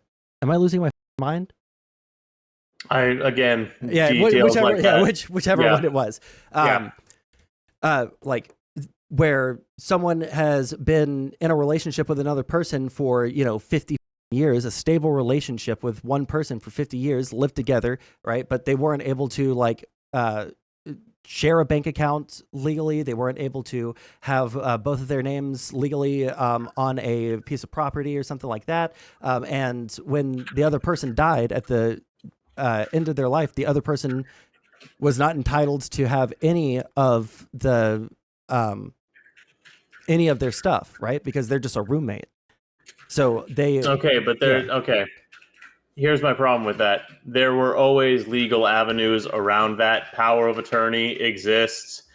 But you have to go through all these crazy back channels and like different loopholes in laws in order to achieve the same rights that other people have. And I don't know why we wouldn't just... In most states, giving someone power of attorney and naming them as beneficiary in your will is not a whole bunch of crazy bureaucratic loopholes. Like I understand the argument you want to make there, and I mean Social Security checks for people that died and like their spouse never was able to like pick up on those benefits, VA benefits, something like that. Like those things only extend to family, not to roommates. Yeah, with more governmental specific examples like that, yeah, jumping through the loopholes might be a little bit more of a pain in the ass. But with simple stuff like getting some of his stuff when he died, two gay dudes, one getting some of the other dude's stuff when he dies, or being able to keep the house or whatever, a power of attorney or will, or they want to visit each other in the hospital, or all of that stuff. Like most of the issues had a fairly straightforward and relatively easy example. And then when you go to the more specific government examples, yeah, look, straight couples still have those kinds of issues if they don't want to get married. And well, right, that's the power of marriage in the United States, right? Like, because there's so much like legal baggage attached to it. And I mean, like, I feel like the stronger argument, if you don't want there to be gay marriage or you don't want there to be anything like that, is to like remove government from marriage, like, altogether. Like, that would also be a totally acceptable thing, and just have it be a religious based thing. Your terms are acceptable. Your terms are acceptable. All right. Well, we can kind of agree to disagree on some parts and agree to agree on some parts. There's one thing that I want to. I'm sorry. I usually don't do this, but I got to address someone in your chat. The print's too small for me to fully read his username. I think it's Wolf something. There should be no VA benefits passing on to them. If there's a straight couple and they're married, right? Should the VA benefits still apply to the wife after the husband dies? Let's say he dies at a relatively young age, like 60. I can answer for him. I can tell you right now, he's going to say yes. I think that's kind of up personally. Just like my personal opinion, man. I think that like we should all have the basic same access to the same rights in the United States. I mean, obviously, there's going to be some discrimination that we're okay with, like, you know, people under the age of 16 not being able to get driver's license, people over the age of like 95 being able to drive, right? Like, we can discriminate on those grounds because it's a danger to other people. But I don't think that gay people, you know, existing in society is a good enough reason to not give them the same access to the same benefits that straight people have. Yeah, see, I guess what we would have to start digging into is whether or not there's a few angles on this one, whether or not some level of discrimination against groups is acceptable and or good for a civilization, whether or not certain decisions at a legal level by governments even count as discrimination based on the context. And then there's probably a few other ones that I could go into. Discrimination is just like a neutral thing, right? There can be good forms of discrimination and there can be bad forms of discrimination. That's why I brought up like, 5-year-olds being able to get driver's license. We obviously don't want that because 5-year-olds are little demons, right? But we also don't want there to be, 95-year-old people driving around. Like, my girlfriend just texted me that she watched an old lady try to parallel park and hit the rear bumper of the car in front of her and the front bumper of the car behind her about 40 times trying to get into the spot. At a certain point, you probably shouldn't drive. And that's discrimination by definition. But like at the end of the day, there are acceptable forms of discrimination and there are unacceptable forms of discrimination. Discrimination is neutral, right? It's just like what we choose to discriminate based off of. So you admit that there are neutral or even beneficial forms of discrimination, and you think that your political movement has the final say on which ones are good and bad for society? Absolutely not.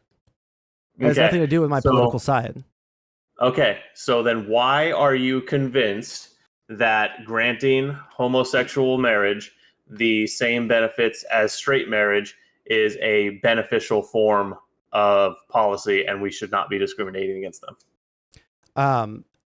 I would, to be clear, what I'm saying is that the discrimination to not allow someone to get married would be a negative form of discrimination, right? Not that necessarily, and I'm asking why you think that. Why I think that, because I don't think that the characteristics that we're discriminating based off of are reasonable. Okay. And do you think that discrimination should be...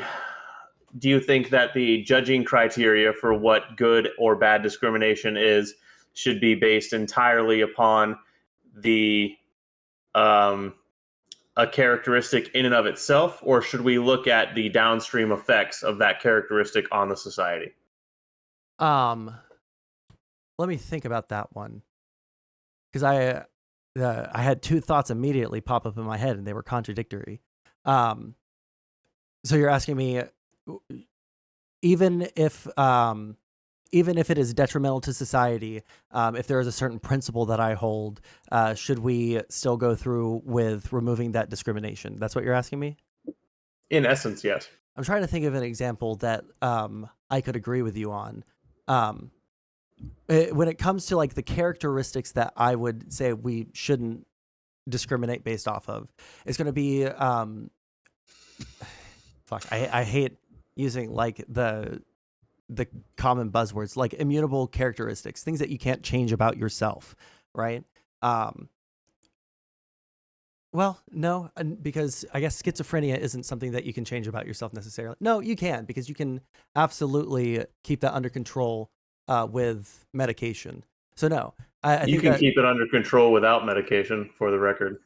well, let's not get into that because I don't know enough about schizophrenia. I feel like you're like super wrong on that, but I'm not. I'm speaking from personal experience. Okay, gotcha.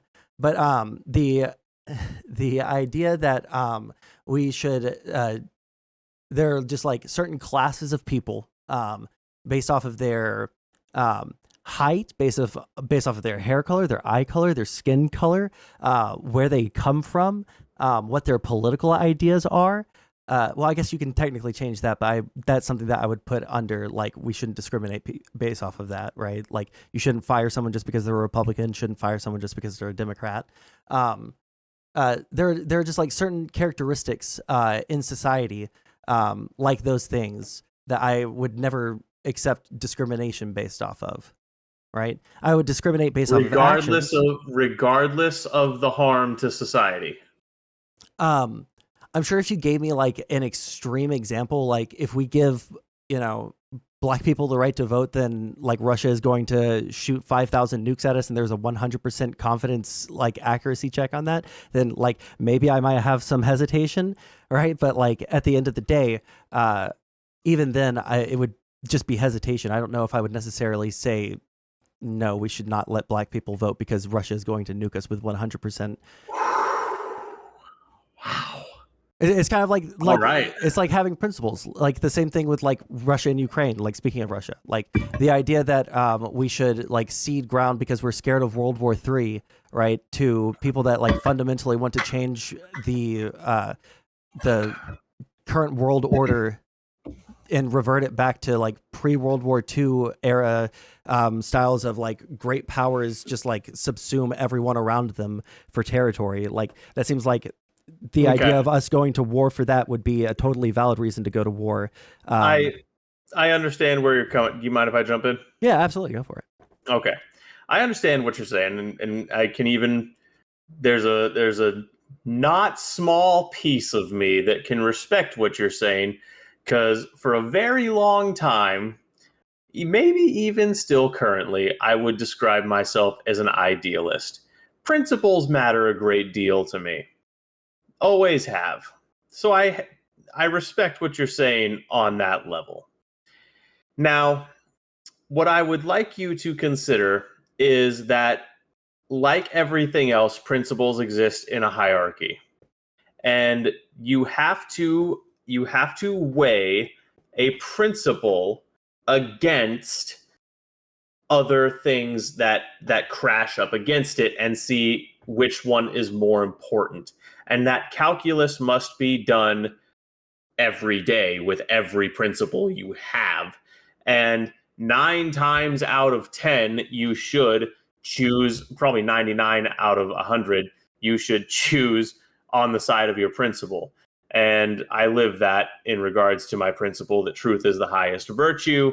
I live that in regards to people have the right to self-defense, whether they're gay or black or whatever.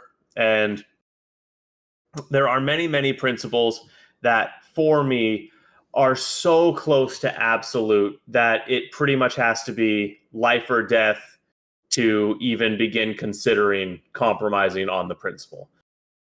Now, where where we might begin to disagree based on what you've already said is, for me, a principle like anti-discrimination based on immutable characteristics, which is a principle I agree with fundamentally. I don't think that principle is so important that we should ignore a collapsing civilization and a rapidly decaying social fabric to continue mindlessly adhering to that principle. Really quick, just that last sentence.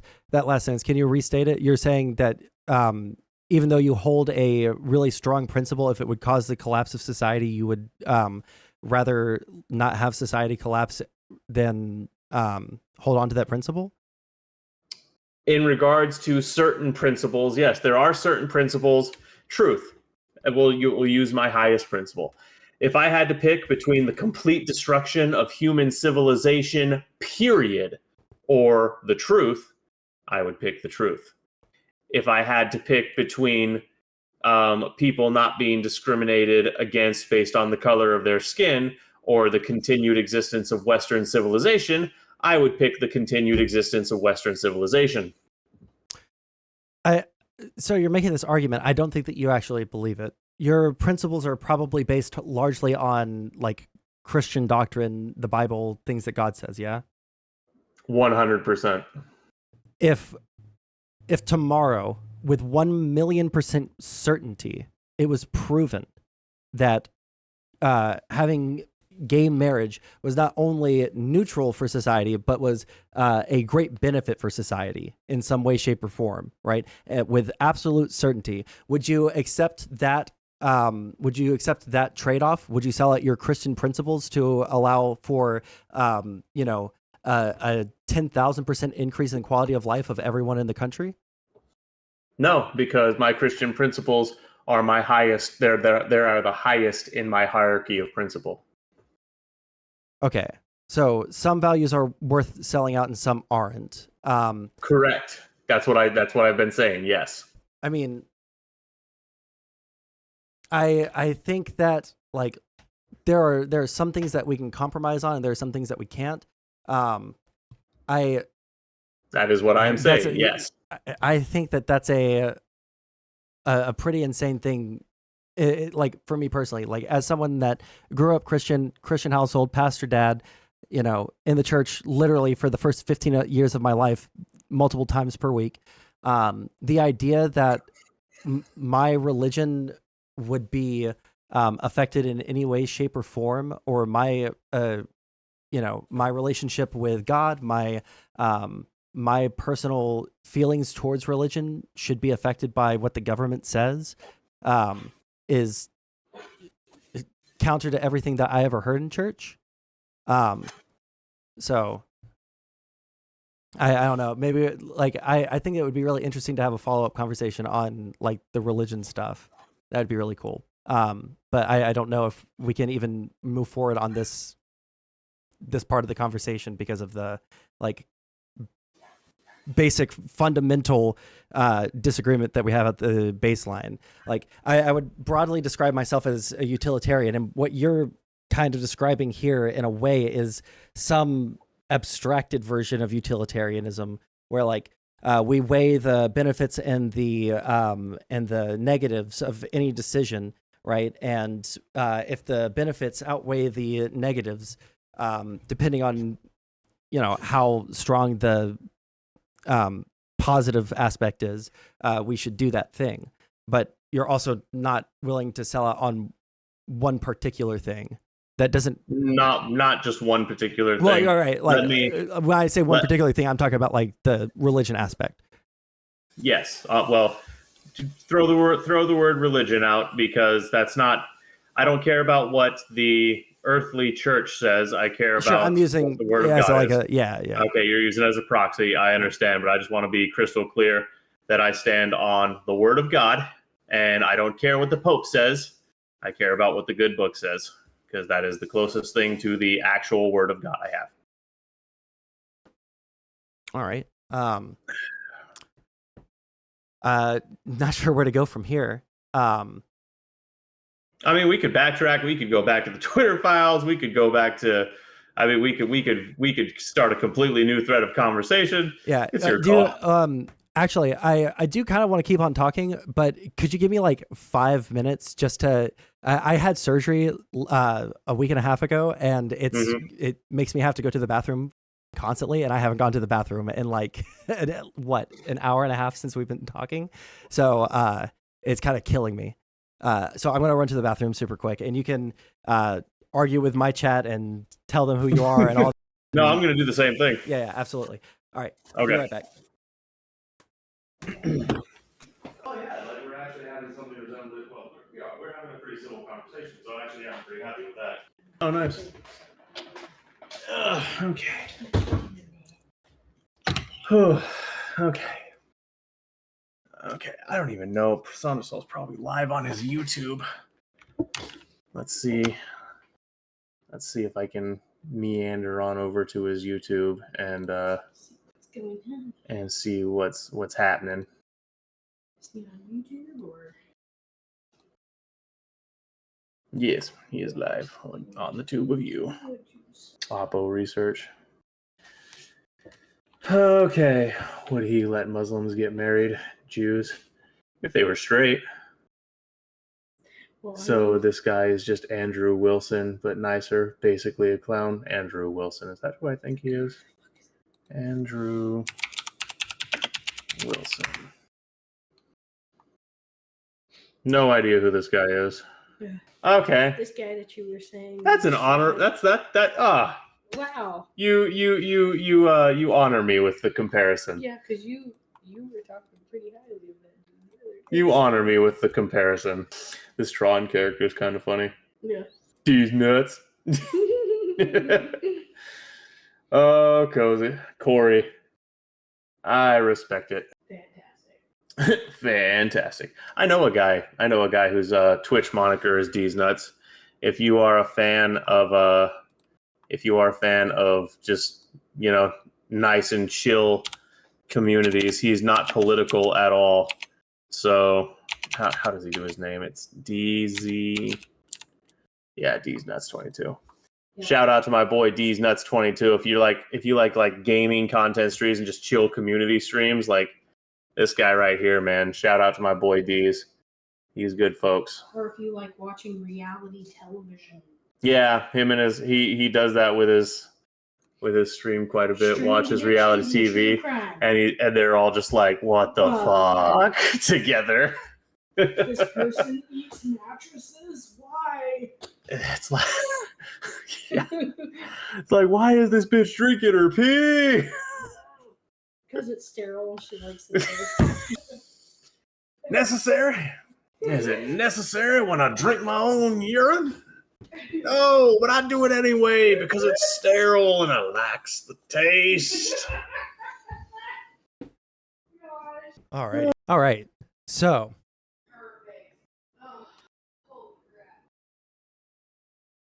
Good times. Hey, Wolf. How am I supposed to refer to you? Adventurous, Mr. Feeling Adventurous.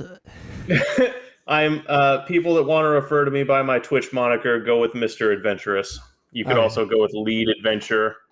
All right, gotcha. That's a lot of syllables, but I'll try and make it work. The wolf guy in your chat. While we're talking in that direction, just really quick, how do I even pronounce your name? Sondsol. You can call me Walt. That's my name. So. Sondsol. Okay. Yeah.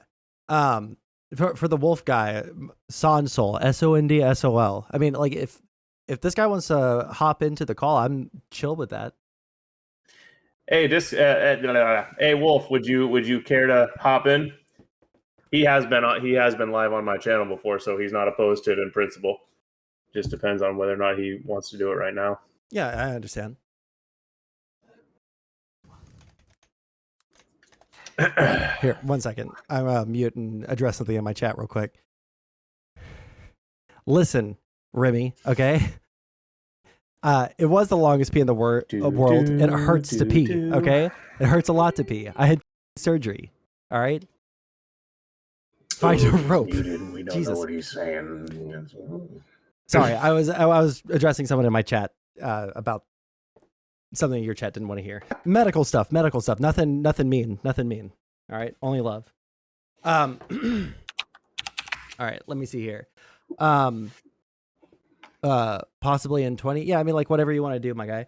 But yeah. So I guess we've covered talking about bedrock moral issues, the polarization of society. We've talked about media bias. We've talked about a little bit of religion and discrimination. Say we covered a little more than a little bit of religion. Yeah. Wait, hold on. That might be an interesting segue. Hey, Nair, if you have a link to that, shoot it in chat, and maybe we can go over that. What? I guess Justice Alito is recusing himself from what? Any of the Trump-related Supreme Court cases.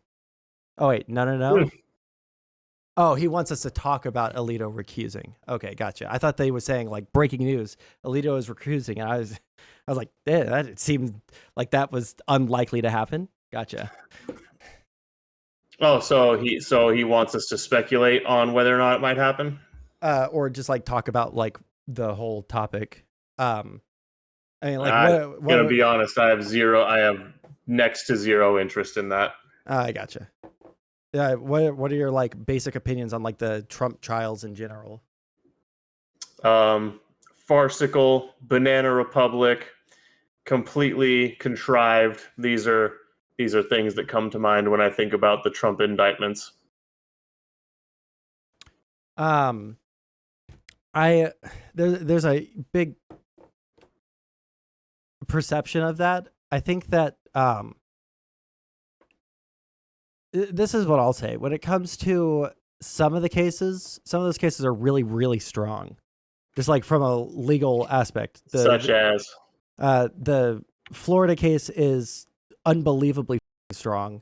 But that's so not strong that it's been dropped indefinitely. Well, we can get into that too. But the legal basis for that is pretty strong. The January 6th from the federal one is really interesting. I don't know how strong it is, like based off of the indictment. About as strong as a wet paper bag. Oh, we don't know because we haven't seen any of the like evidence that they lay out yet, right?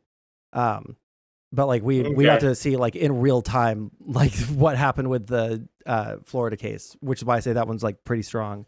But when it comes to like the January 6th case, that one feels like it's a pretty it's interesting, and I would say that like I want to see it go to trial just to see like what the outcome of that is. Same with the Georgia case. Both of those are stronger, and I would say that the New York cases are and maybe this is me watching too much opposition opinion, but those, while they have legal basis, they're much more obviously spike driven.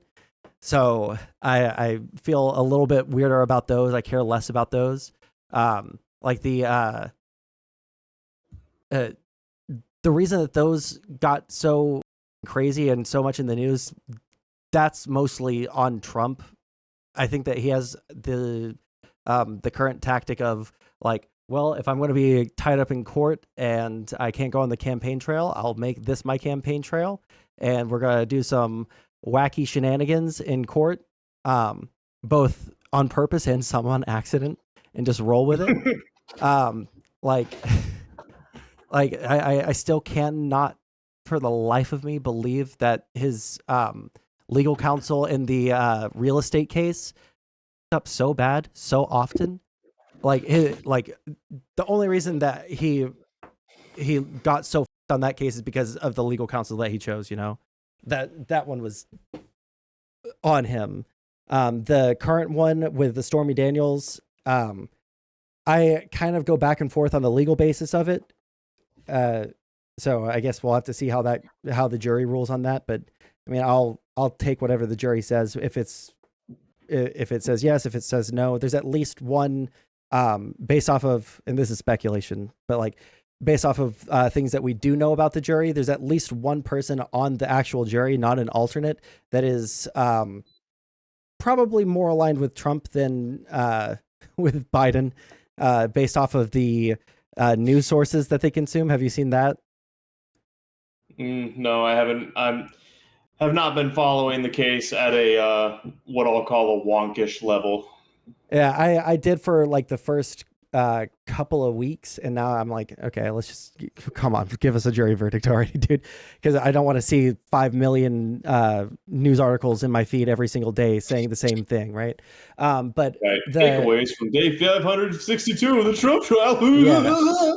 But the at the beginning of the trial, right after the jury was selected, they released this thing that showed like where all the different 12 jurors got their news from. And, you know, there was like a nice spattering around where like some people watched like only MSNBC, you know, some people watched like a bunch of different things. There was one dude that was like, he got his news from Twitter, he got his news from Truth Social, and he got his news from Telegram. Those are the three places, right? So, I mean, if you're getting your news from Truth Social, then you're probably more aligned with Trump. So we'll just have to see how the case goes. But yeah, why do you think that the Florida case isn't strong? Like we saw that one play out in real time. Why do I think that the Florida case isn't strong? Because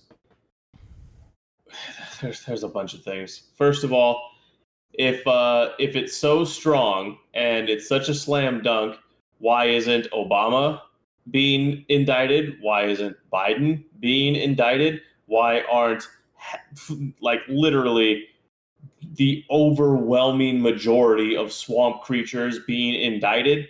I would bet my life that 80% of DC politicians have classified documents in their personal offices or homes. I would literally bet my life. And that I think that the number's too big on that one. I would agree if you said like 5 to 10% maybe, but like the risk versus the reward of that is super. Now, if you said precedents 80%, maybe. But here's like the difference that I would point out. Hey, let me finish answering. Oh, sure. Then, so that's the selective application and use of the law. Okay, that's reason one why the whole case is bullshit. Either the law applies to people or it doesn't. Then we have the fact that the documents have presidential immunity coverage. If the president says, I declassified these, he declassified them. That's been good enough for every president before him. Why isn't it good enough for him? Oh, that's right, because they're selectively prosecuting. That's right. Then we have to accept the fact that I think that's not the right word to use there because I'm talking to someone who fundamentally disagrees with me. So let me correct myself. You can say anything. I can't say anything. We live in America, baby. Snatch. It's in my opinion, it is the case that the FBI is completely untrustworthy.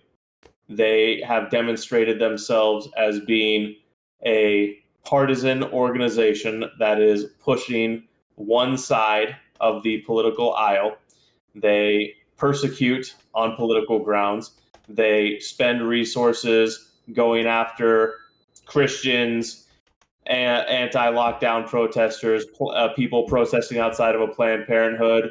They do raids on people selling raw milk. Meanwhile, the human trafficking situation in the country is getting worse and worse. So I have literally zero faith in the FBI. And that's the main reason why I feel the indictment is bullshit, because the people spearheading the investigation are completely untrustworthy. All right, gotcha. So there are three things I picked out of that I would disagree with super strongly with. In regards to, you said, most politicians probably have classified documents at their house. Why isn't Obama? Why isn't Biden? Why aren't all these other presidents getting indicted? I would agree if they did what Trump did, but the difference between what happened with like Biden's documents that were, under his Mustang or whatever the fuck in his garage, right? And what Trump did, or Obama also had the Presidential Records Association or whatever contact him and ask him for documents. So did Bill Clinton. Bush too probably did too. The difference between what happened with Trump and what happened with all these other presidents, though, with the exception of Clinton, and we can get into that if you want to, is they were like, oh, okay. They handed it over. There was no back and forth about whether there were documents, whether the documents were, his. There was no, year long, like, hey, no, this is actually ours. And like, you don't, these were classified documents, right? That back and forth for a year, I think, shows that they didn't want to do anything like indict a former president, right? They were. Are you unaware of the part of that back and forth where Trump said, if you want them, come grab them? And they said, oh, no, you're good for now. Are you unaware of that part of the conversation? Yeah, because they didn't want to they didn't want to have an FBI raid on a former president's house. I mean, we have, of course, I think that it's not an FBI raid to say, hey, come with a truck and grab them. That's not a raid. That's a planned pickup. Maybe I'm not familiar with what you're talking about. Then, if you link me something, maybe we can go over that. But the idea I might be able to find it. But yeah, there was a part of the back and forth in the whole case where the Trump team invited the FBI to come get the documents. How would I search for this? I'll also try some search terms. Man, all of these are like way too recent. Yeah. Yeah, I mean, like if anyone in my chat wants to help us find something that goes along with that, I've literally never heard like Trump say like, okay, well, if you want them, come get them. In regards to like the back and forth, I know that like throughout the entire process, he was like, I mean, like we have literal audio recordings of him saying like, admitting that he's doing something illegal. We have documentation of him saying things like, well, wouldn't it be better for us to just tell them that there are no documents at the estate, stuff like that, which would be evidence of a crime. Like when he's talking to his lawyers and stuff. I have an idea. Let's see if that tangential question. You mess around with AI much? Me personally, no. I know some people that do. My editor's super big into AI, but for me, I'm not someone that has ever really messed around with it. Yeah, I can't remember where I heard that, and it's possible I'm misremembering what was said. Yeah, I would have to go on a deep dive on that one and go back and rewatch a bunch of podcasts that were talking about it a year ago. It might be like there was at one point Trump gave back some of the documents and said that was all of them. It might be, yeah, that might be what that. Yeah, but like that. That's what I'm remembering. Yeah, but like the fact that he gave them some and then said like, okay, that's all of them. And then when they like went through and accounted for all the documents that were in those boxes, they were like, wait, hold on. No, this is like not even a quarter of what we wanted. Like this isn't all the documents that we know that you have. And at that point was when Trump was like talking to his lawyer and saying like, hey, wouldn't it be better for us to just tell them that there are no more documents here? Should we can't we just like tell them, we don't have anything like that left. We gave it all to them, like trying to ask the, not judges, the lawyers to lie to the FBI for him. Like that in and of itself is indicative of the crime.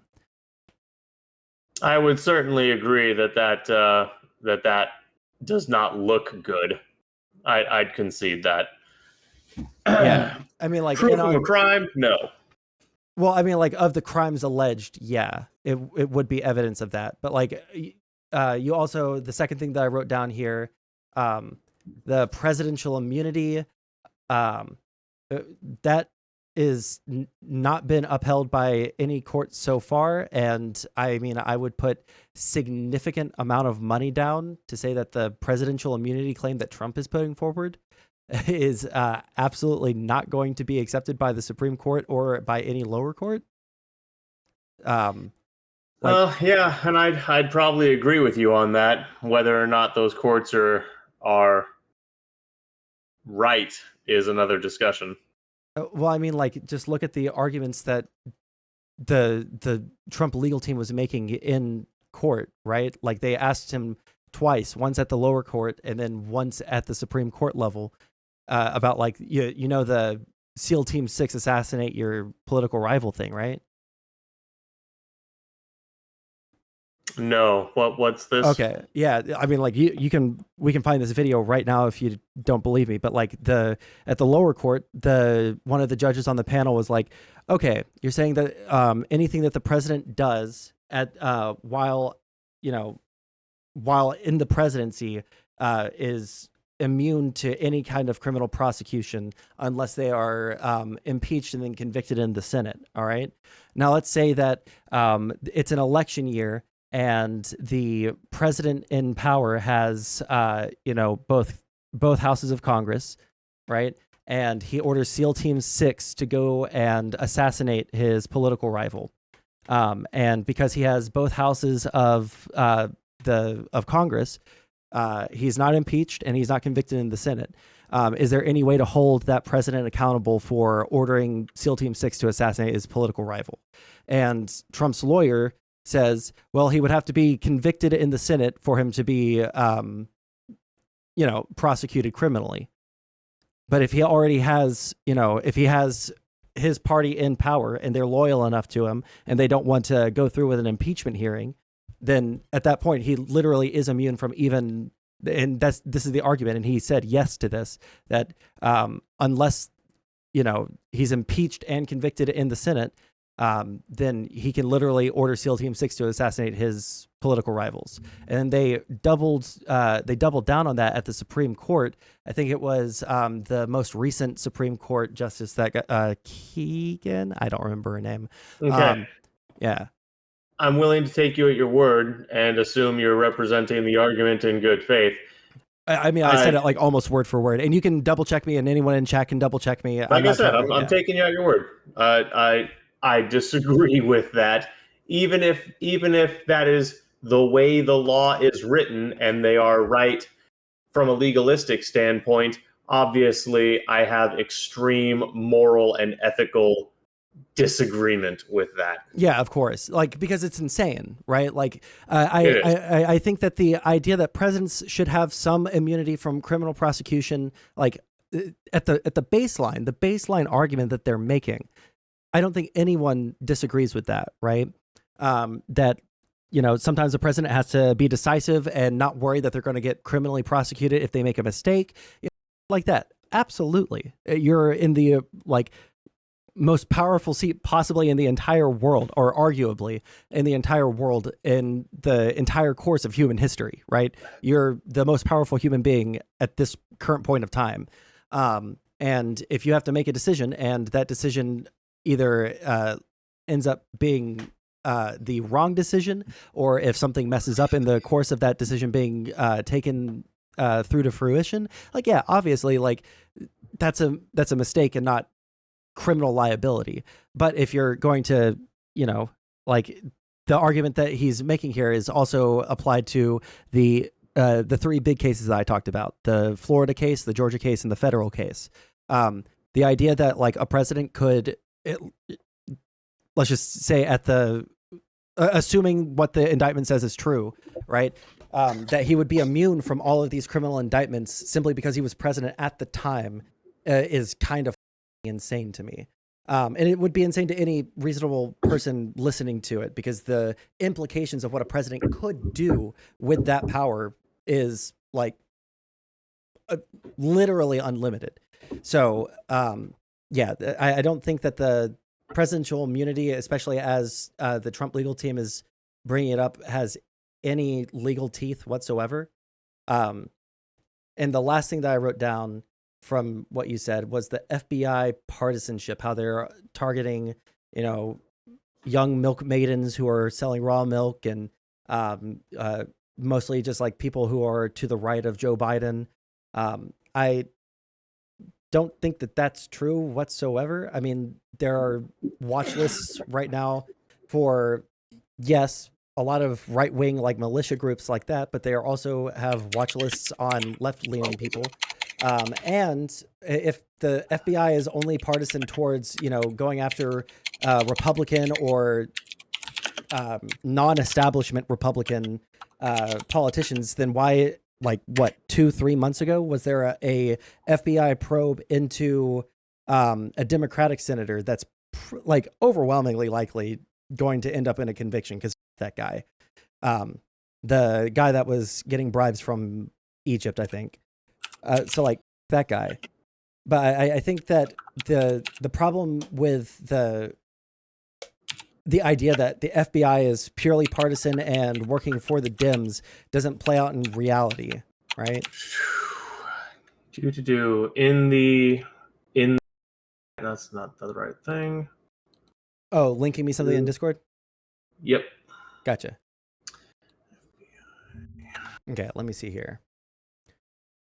I'm gonna have to cover up the camera for a second. DOJ charges 11 pro-life activists for blocking abortion clinic. Let's see here. Let's see what this says. Department of Justice Wednesday charged 11 pro-life protesters with violating federal law against blocking abortion clinics. Some of the demonstrators were charged with conspiracy against rights secured by the Freedom of Access to Clinic Entrances FACE Act, which prohibits obstructing the entrance to an abortion facility, while the other 4 were charged with violating the legislation according to a summary of the indictment. Okay, so like we have, like, do you think that this was targeted, or do you think that they broke a specific law that all the other abortion protesters aren't breaking?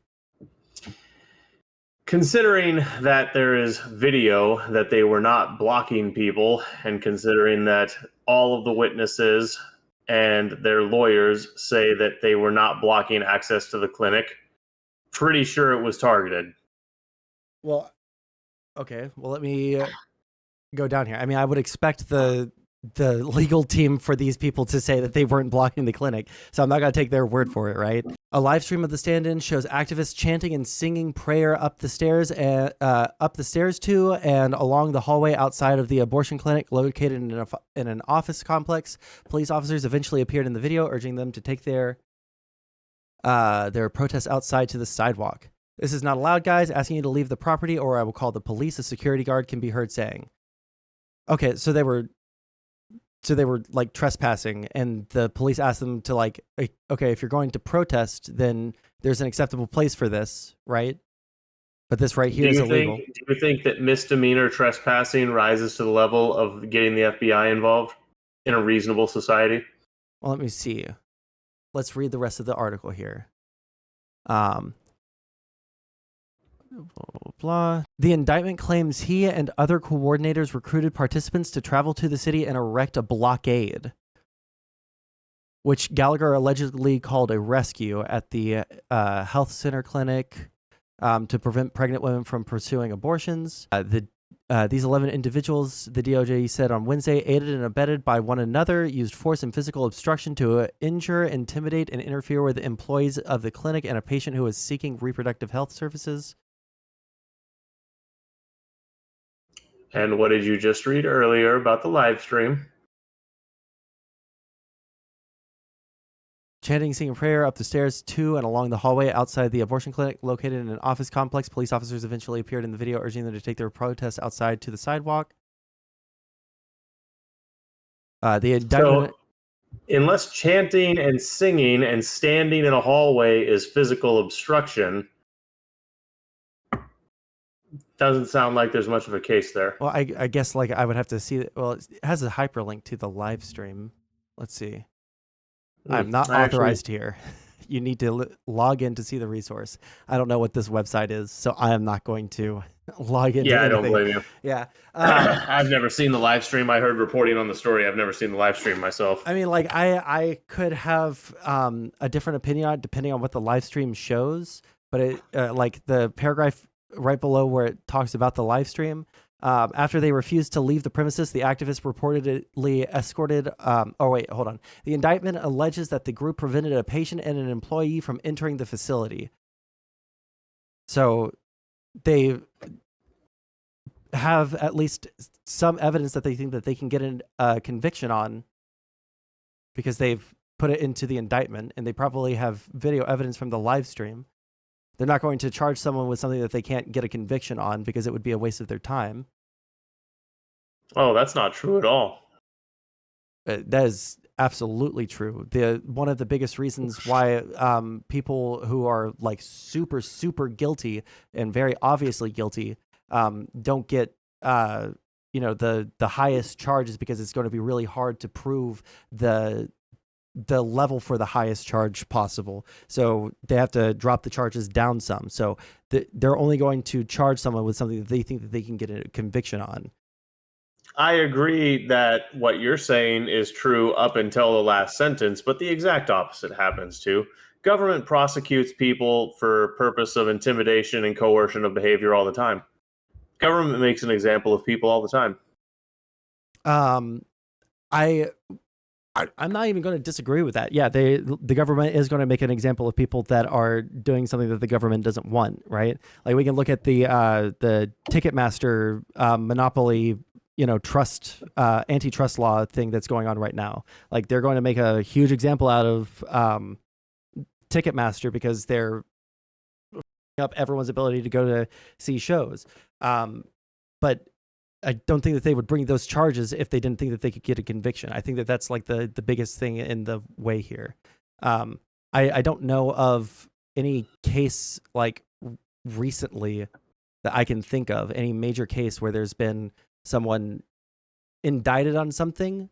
Now, like if it were like civil litigation, that would be a different matter. People bring frivolous lawsuits in civil cases all the time because you don't need to get a conviction on something with a jury of 12 people, right? But when it comes to like criminal cases, they're going to charge you with the strongest thing they think that they can actually get you for.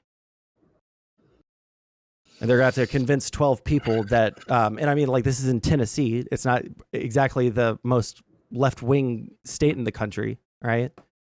It's kind of purple. Tennessee? When was the last time Tennessee voted blue? I'm not saying that the state votes blue. I'm saying there are places in the state that run blue. You ever heard of Memphis? I mean, listen, there are a lot of states I know a lot about. I know next to nothing about Tennessee. Not gonna lie. So Okay. yeah, I mean, I'll take your word for it. And like, it doesn't go against anything that I would assume. Like a big city is probably going to be more liberal than like a rural county or something like that. But yeah, I mean, just like the idea that this is like targeted when we can see exactly what the inciting incident was. Like if they did this thing and like nothing happened for a long time and they decided to go after them to make an example, that'd be one thing. But this doesn't seem to like point to what you're talking about. I know that you sent me a second link here. I haven't looked at that one yet. But like, what do you, when I brought up the Democratic senator, like strong Democratic senator, I think from New Jersey, he's been a Democrat for a very long time, and he got investigated and raided by the FBI, and he's indicted, and he's probably going to get kicked out of the Senate, even by the Democrats. Like, does that not speak to the fact that they do investigate people across the political aisle? A single person getting nuked is not proof of absence of a pattern. A exception to a rule is not proof the rule does not exist. Sure, but like, so like that's one way to look at it, and you're not wrong. It could be the fact that this is just like, okay, well, this guy up so bad we can't let him get away with it, but like we're gonna let the small this guy pissed off someone inside the party. Yeah, something like that. Yeah, like it could be something like that, but like it could just as easily be the fact that like the things that the FBI needs to focus on right now the most are people that are right wing. Do you think the biggest threat to the country is white nationalism or white supremacy? No, I think that's downstream of what the biggest threat to the country is. What do you think the biggest threat to the country is? I think the biggest threat to the country is kind of like calling back to earlier in the conversation, the reason why we're so like massively in different worlds in terms of truth. I think the biggest threat to our country is probably the internet and the ability for not only people within our own nation, but for foreign actors to spread misinformation maliciously. I think that's like probably,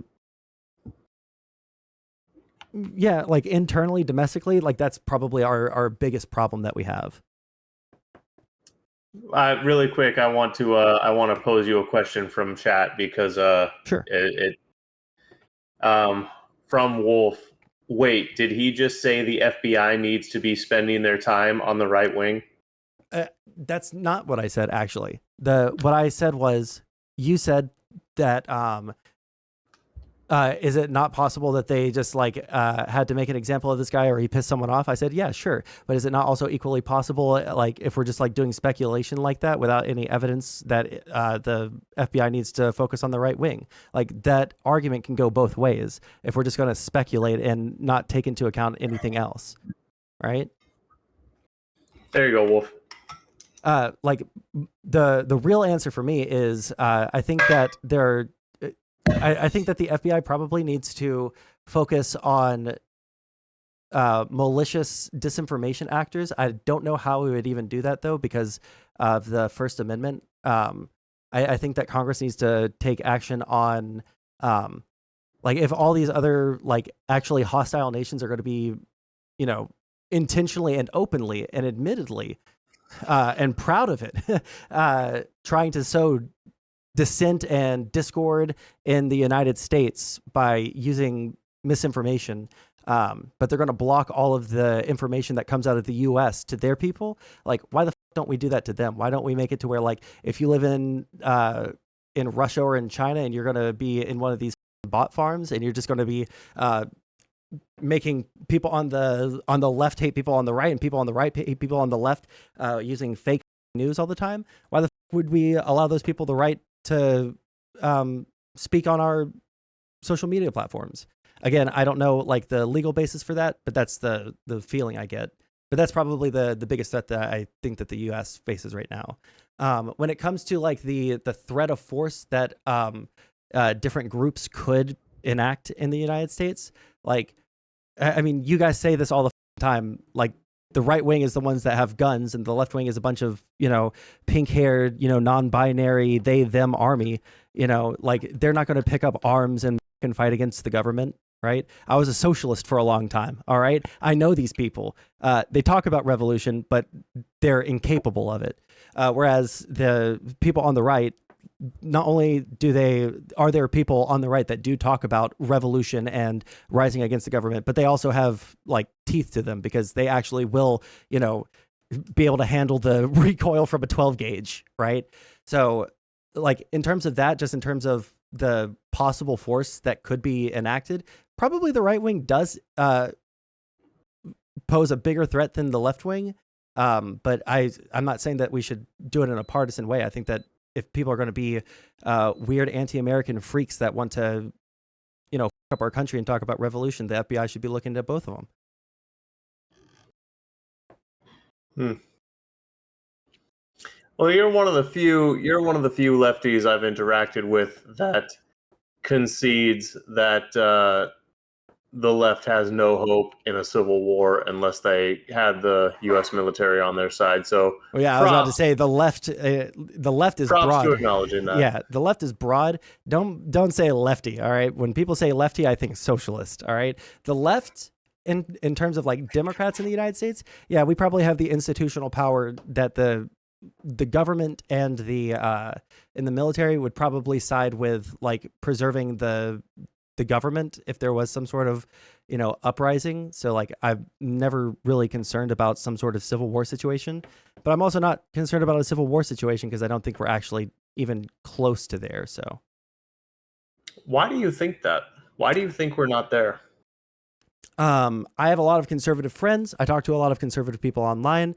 I mean, the one thing that I'm focusing on in life right now is trying to finish my degree after changing my major 7 times, trying to finish a degree finally, and it's political science, and I can kind of see and understand polling a lot better than I could 2, 3, 4 years ago. And like, I don't think that people really have the appetite for a civil war. We're not nearly at that point. We're the most divided that we've ever been since the actual Civil War, but that was even way more significantly divided than we are right now. It's a different problem with different solutions, but I think that conditions for the average person would have to be so significantly worse on average for anyone to even consider, risking doing some sort of revolutionary action and risk death, imprisonment, et cetera, et cetera. Like, that's just not how humans operate. You do realize that some of the metrics for societal revolution have already been, that they're already in the rear view, right? Do you know that? I don't know. Like, is there like a standardized list of, well, this has to happen, this has to happen, this has to happen, or is it just like has to, but there are markers that have been consistently documented through history. So here's a few of them. Sure. Price of basic living needs compared to income, the sexual availability of mating opportunities for young men, the general economic outlook of the country, the integrity of the social fabric of the country, and then there's some other more ancillary ones that I'm less familiar with the argumentation around, but those are the big ones. And we passed the basic needs as a proportion of income. We passed that during COVID, like early on in COVID, when you started seeing the stories about people taking out loans to buy groceries. Yeah, like we passed. Countries usually have a civil war around this economic time during COVID. The lack of mating opportunities for young men. We've been dealing with that one for at least a decade now, and the incel army isn't getting any more satiated than it was a year ago, let me tell you. And we've been talking about the decay of the social fabric this whole time. You might be learning a lot about political science, but I would encourage you to spend a little bit more time digging into the history of revolutions and what makes populations say guillotine time. Well, that's actually like usually about the bread.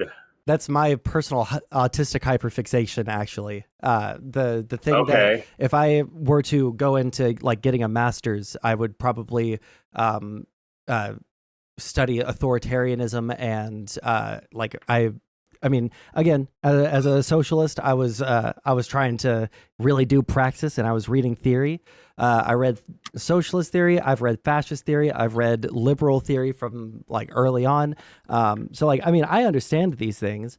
Like, I wouldn't disagree with the different markers that you talked about, like the economy, social factors, the prices relative to income.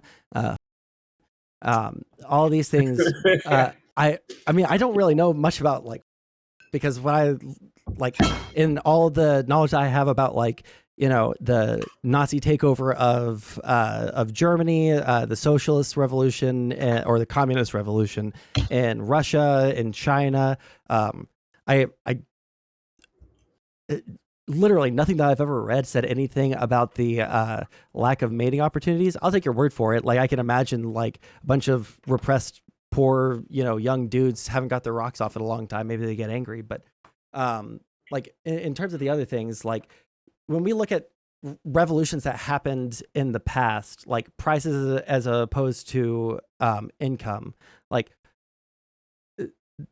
the most talked about revolutions or authoritarian takeovers in history, it was cataclysmic compared to anything that the U.S. has ever seen, right? Like even the Great Depression was not nearly what Nazi Germany, fascist Italy, or the Soviet Union, or I say Soviet Union, Tsarist Russia before the Soviet Revolution happened. In terms of the economics. Yeah, like saying. that was like so like the inflation was so bad in the Weimar Republic. Yeah, wheelbarrows of money for a loaf of bread. I know. Yeah, making it was cheaper to put the money up as wallpaper than it was to buy wallpaper, right?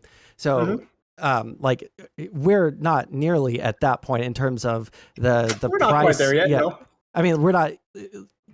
We would have to have like 100% inflation for like a year and a half straight to get anywhere close to that, and we haven't seen that. Now, has inflation impacted the average American? Absolutely, it has impacted them negatively.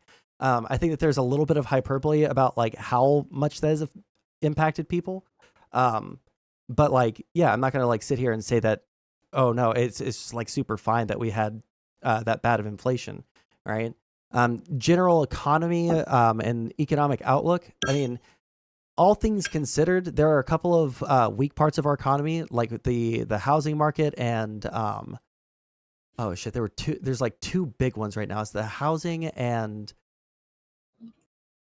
I can't remember what the other weak part of our economy is, but like in general, our economy is actually running super hot and has been running hot since the end of COVID. I mean, even before Biden took over, right? Like as soon as I would love to know where you're getting your narrative from. Hang on, I'm going to send you something. I mean, sure, yeah. I mean, I can like point you towards the like GDP growth. I can point you towards, you know. Oh, you believe those numbers? Okay, that's where I got it. What do you mean? Like, what do you mean I believe those numbers? You believe the Biden government to be reporting those numbers honestly? The Biden government isn't the only one that calculates our GDP. Who else does? There are like tons of different organizations that fact check the government to make sure that they're not lying about the state of the economy, because they have a financial interest in making sure that if we're like actually on a downturn, they don't want to be making investments into stuff that they, you know, would lose money on. So there's all sorts of different I mean, like different news organizations have economic teams that calculate our GDP, and they either largely align or are exactly the same as what the government puts out. The government can't get away with lies that big. That would be just the most of all time. And then we can also look at like other economic markers. If you don't think that the GDP is rising, we can look at things that track onto GDP like very closely. We can look at different like different markets like S&P 500. We can look at the Dow Jones. We can look at all sorts of different Wall Street things and see where people are putting their money and how much they're increasing in terms of profits right now. Like these economic factors aren't being lied about, right? Like there's different spin depending on who you're listening to, right? If you're listening like solely to Biden and Kamala Harris's team, then everything is perfectly fine. If you're listening to like Fox News, they're going to be saying that everyone's poor and it costs $20 for a carton of eggs. But like at the end of the day, the proof is in the pudding. You can look at any economic marker. Any economic marker, huh? Yeah, and like back up what I'm saying, that there are like that we have a generally hot economy, but there are certain sectors that are not doing super good, like the housing market. That's like the super big one that everyone's upset about. Interesting. You see the video I just sent you? Oh, let me open that. Well, is there if a way you can play it for your stream, if you can figure out how? Yeah, give me 1 second. Can I open this in a browser so you're not showing out? I was going to make that exact same point, Wolf. Thank you. All right. I'll just play our... I'll try and hide as much of our DMs. Don't want to be accused of leaking DMs, but we haven't said anything weird, so... Let me see. Yeah, you could show the whole conversation for all I care. Yeah, give me 1 second. We'll listen to this. Heard a new term on TikTok today. Oh my God, please speak up, lady. That made me stop in my tracks. We are living in the silent depression. This guy believes we are not just living in worse than the Great Depression, we're living in the silent depression. The average annual income in 1930 for an American individual was a little over $4,800. Sounds like nothing, but if you adjust that for inflation, a little over $4,800 a year in 1930 is equivalent to almost $8. Wait, hold on. Go on back. TikTok today that made me stop in my tracks. We are living in the silent depression. This guy believes we are not just living in worse than the Great Depression, we're living in the silent depression. The average annual income in 1930 for an American individual was a little over $4,800. Sounds like nothing, but if you adjust that for inflation, a little over $4,800 a year in 1930 is equivalent to almost $85,000 annually for the average salary for one person. Right now, the average annual salary is $56,000 a year. We currently are making less than the height of the Great Depression. In 1930, gas was on average 10 cents a gallon. That would be about $1.73. In case you haven't filled up your car lately, average cost of a gallon of gas is $3.55. To buy a new car in 1930 would have been about $860. It's worth about 15 grand. The average cost of a new car today is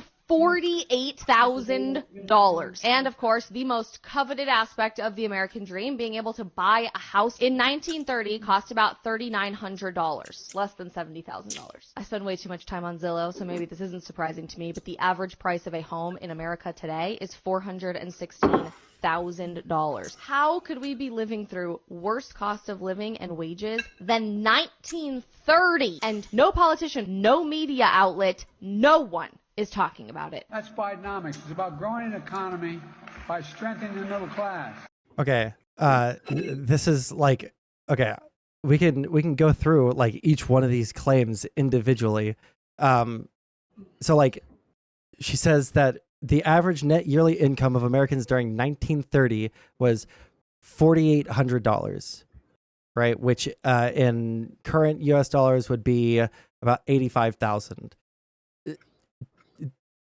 That's not how we would ever like I don't even know what to say. Like the problem wasn't that there was, you know, the average or the average wages was like in adjusted dollars $87,000, right? It's that we had a 25% unemployment rate, right? Like, yeah, if we look at the average income of someone in 1930 after the crash and we have 25% unemployment, that means that 25% of the United States, their income isn't being calculated into the average income of a working family because they don't have an income, right? What do you think the current unemployment is? The current unemployment is, it might be like slightly too low. One second. I think it's like in like the 3.5 to 3.7 range. And are you getting that? Employment. And are you getting that from the Bureau of Labor Statistics? Yes. Okay. Are you aware that when people stop looking for work, they stop counting them in that statistic? Yes.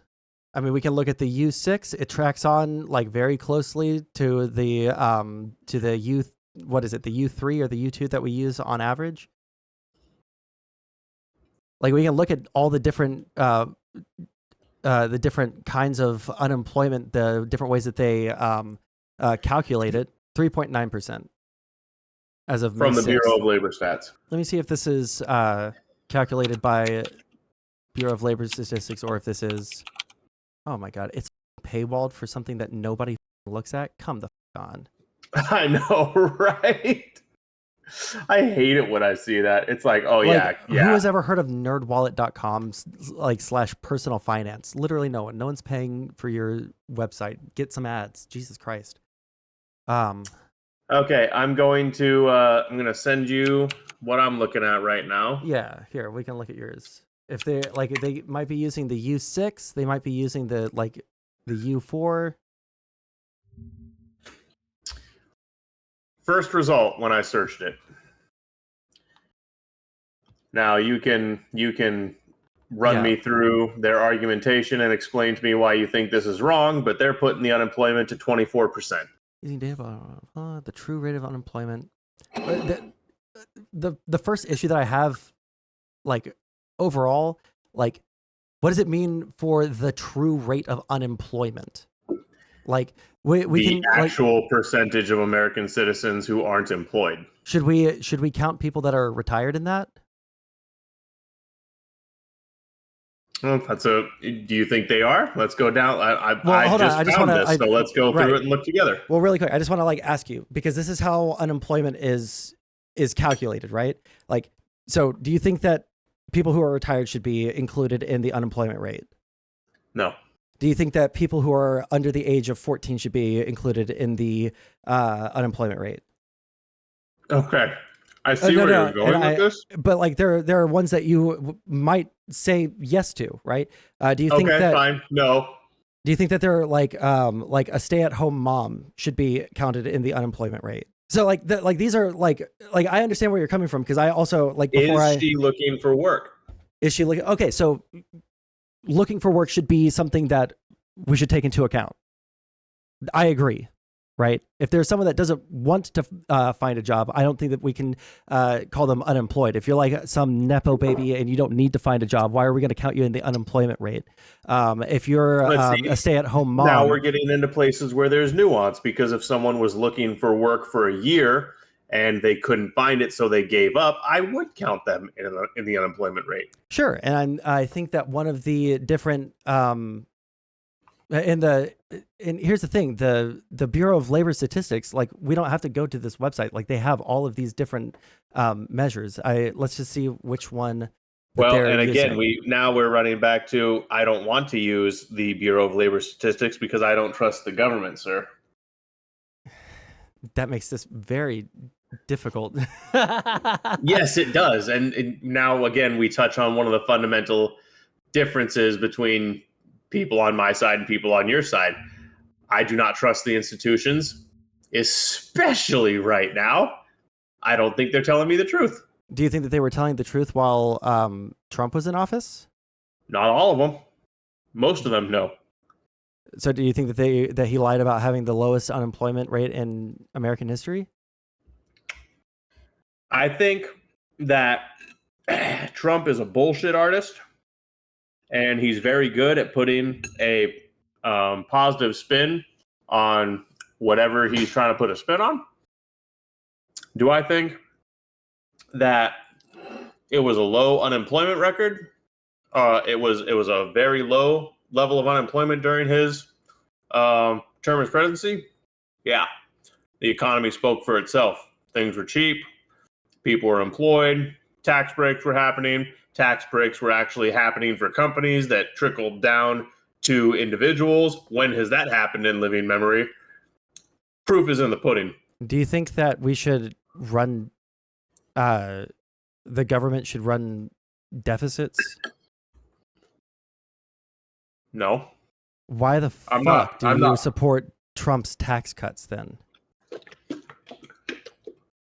He ran up the biggest deficit. Because I don't believe that the government should avoid deficit by taxing the out of me.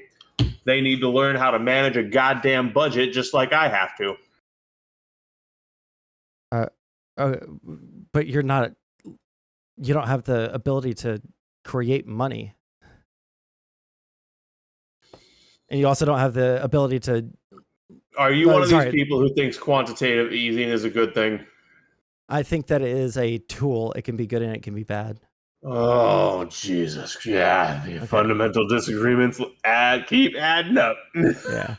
Okay, 1 second. I'm super interested to see how they calculate this number. Gross domestic... Wait, for decades, the development... Blah, blah, blah. That includes, among others, GDP, consumer price index, and one of the unemployment rate. Generally, unemployment rate is calculated by simply dividing the number of employed persons, as defined by the U.S. Bureau of Labor Statistics, by the number of persons in the labor force, employed or unemployed, who are actively seeking employment, and multiplying by 100. While this measure may be elegant in its simplicity, it presents a very incomplete and, in many ways, misleading picture. So, like, even right here, they're wrong. That's not the only way that the Bureau of Labor Statistics calculates unemployment. That's just like the general marker of unemployment that most people agree is the most useful for us to look at. And it's not just like the government wants us to look at. That's like businesses. That's, for anyone that is like a speculative investor, like these are numbers that they would want us to be looking at because it's the most useful for us in everyday life. Not that the other ones aren't useful, but like by and large, the one that we're looking at is going to be the U3 or U2. I can never remember. I never want to say U2 because I hate U2. Let me see here. Just tell me. Methodology. There we go. Current population survey conducted by the BLS. What is the BLS? Oh, Bureau of Labor Statistics, which is used to the U3 unemployment rate. This helps ensure an apples-to-apples comparison between their true rate of unemployment and true rate of unemployment out of the population described below.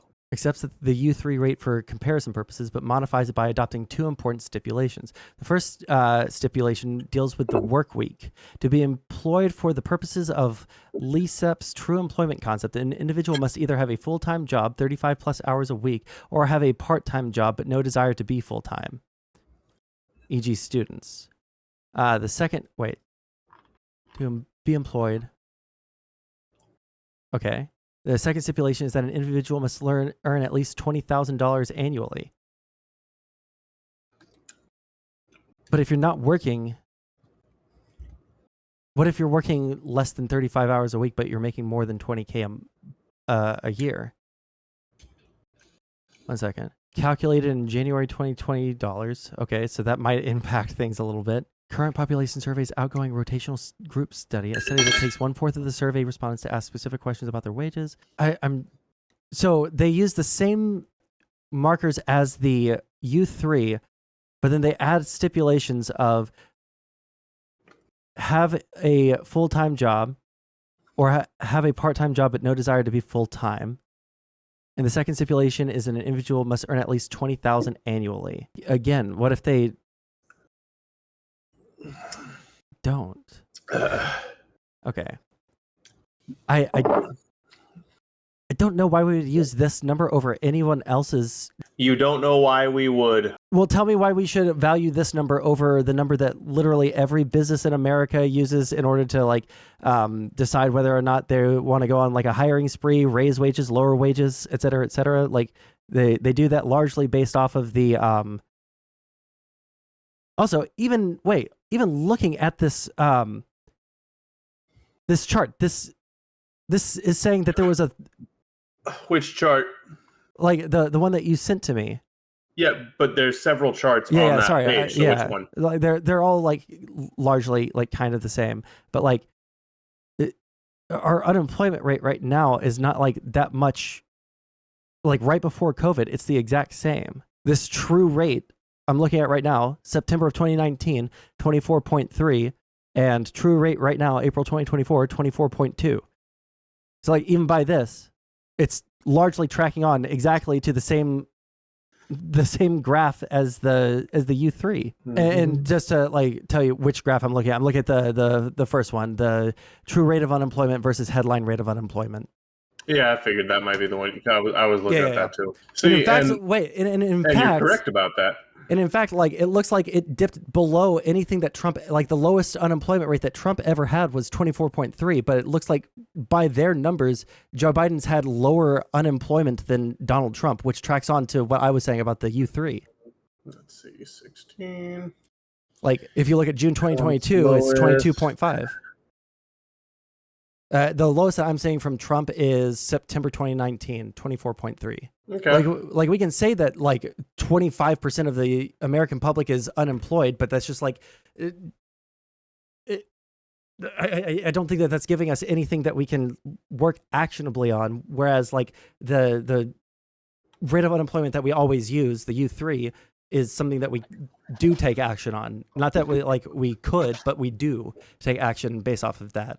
Because it's the most useful for economists to plan out, for businesses to plan out, for individuals to know where their what their value in the job market is. Like, okay, let's say I'm for the purpose of moving forward in the conversation, let's concede the unemployment point for now. Sure. Move forward with the rest of her. The rest of the video. Oh, okay, yeah. I forgot we were looking at that video. Let me go back to here. Let me pull it back up so that I can. Heard a new term on TikTok today that. Okay, so the first claim was the unemployment and the average salary, which again, like if we're looking at the salary of the average person with a job in 1930, that's going to be, cutting out a huge amount of people. That it's not a one-to-one comparison, right? Which, like, I would agree. Like, yeah, it would be nice if we had a higher average yearly income. Like, I think that we should strive and work towards that. There have been efforts that I could point towards that Biden has done that we could, I would say, work towards that. But 1 second. In 1930, gas on average 10 cents a gallon, adjusted for inflation, about $1.73.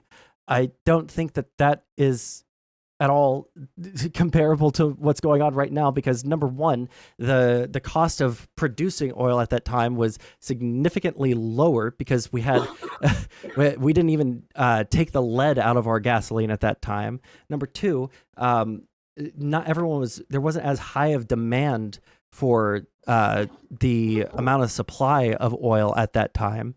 Right. So like the average person in 1930 wasn't driving around in an automobile. The average person didn't start getting a car until I think like the late 50s, early 60s. Like that's when people started getting cars on like as like the family mobile, like before that it was walking, trains, horse and buggy, riding on a horse. Like, yeah, it was probably cheaper back then, but there's like a million factors that I would point towards before like saying, oh, it was better back then for buying gas than now.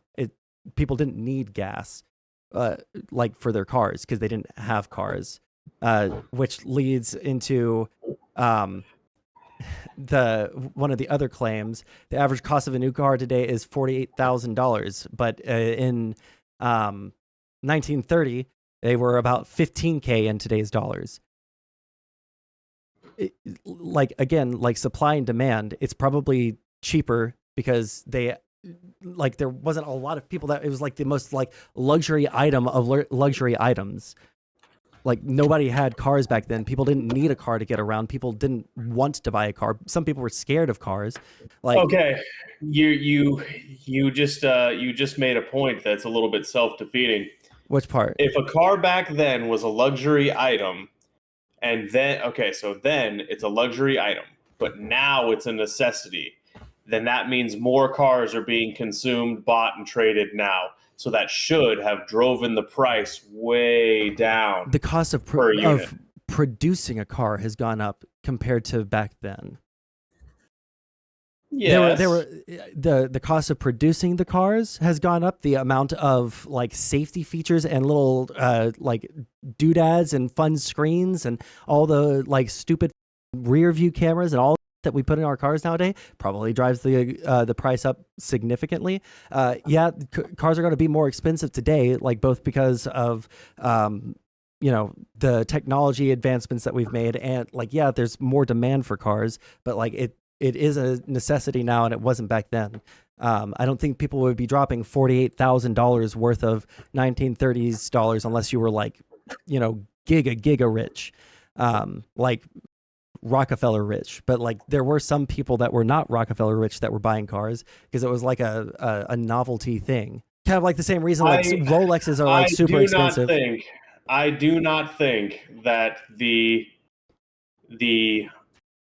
how to articulate this? I don't think that the increased cost of production is the silver bullet to saving your argument there that you might think. I mean, it like is. when you increase it's not the demand, only thing.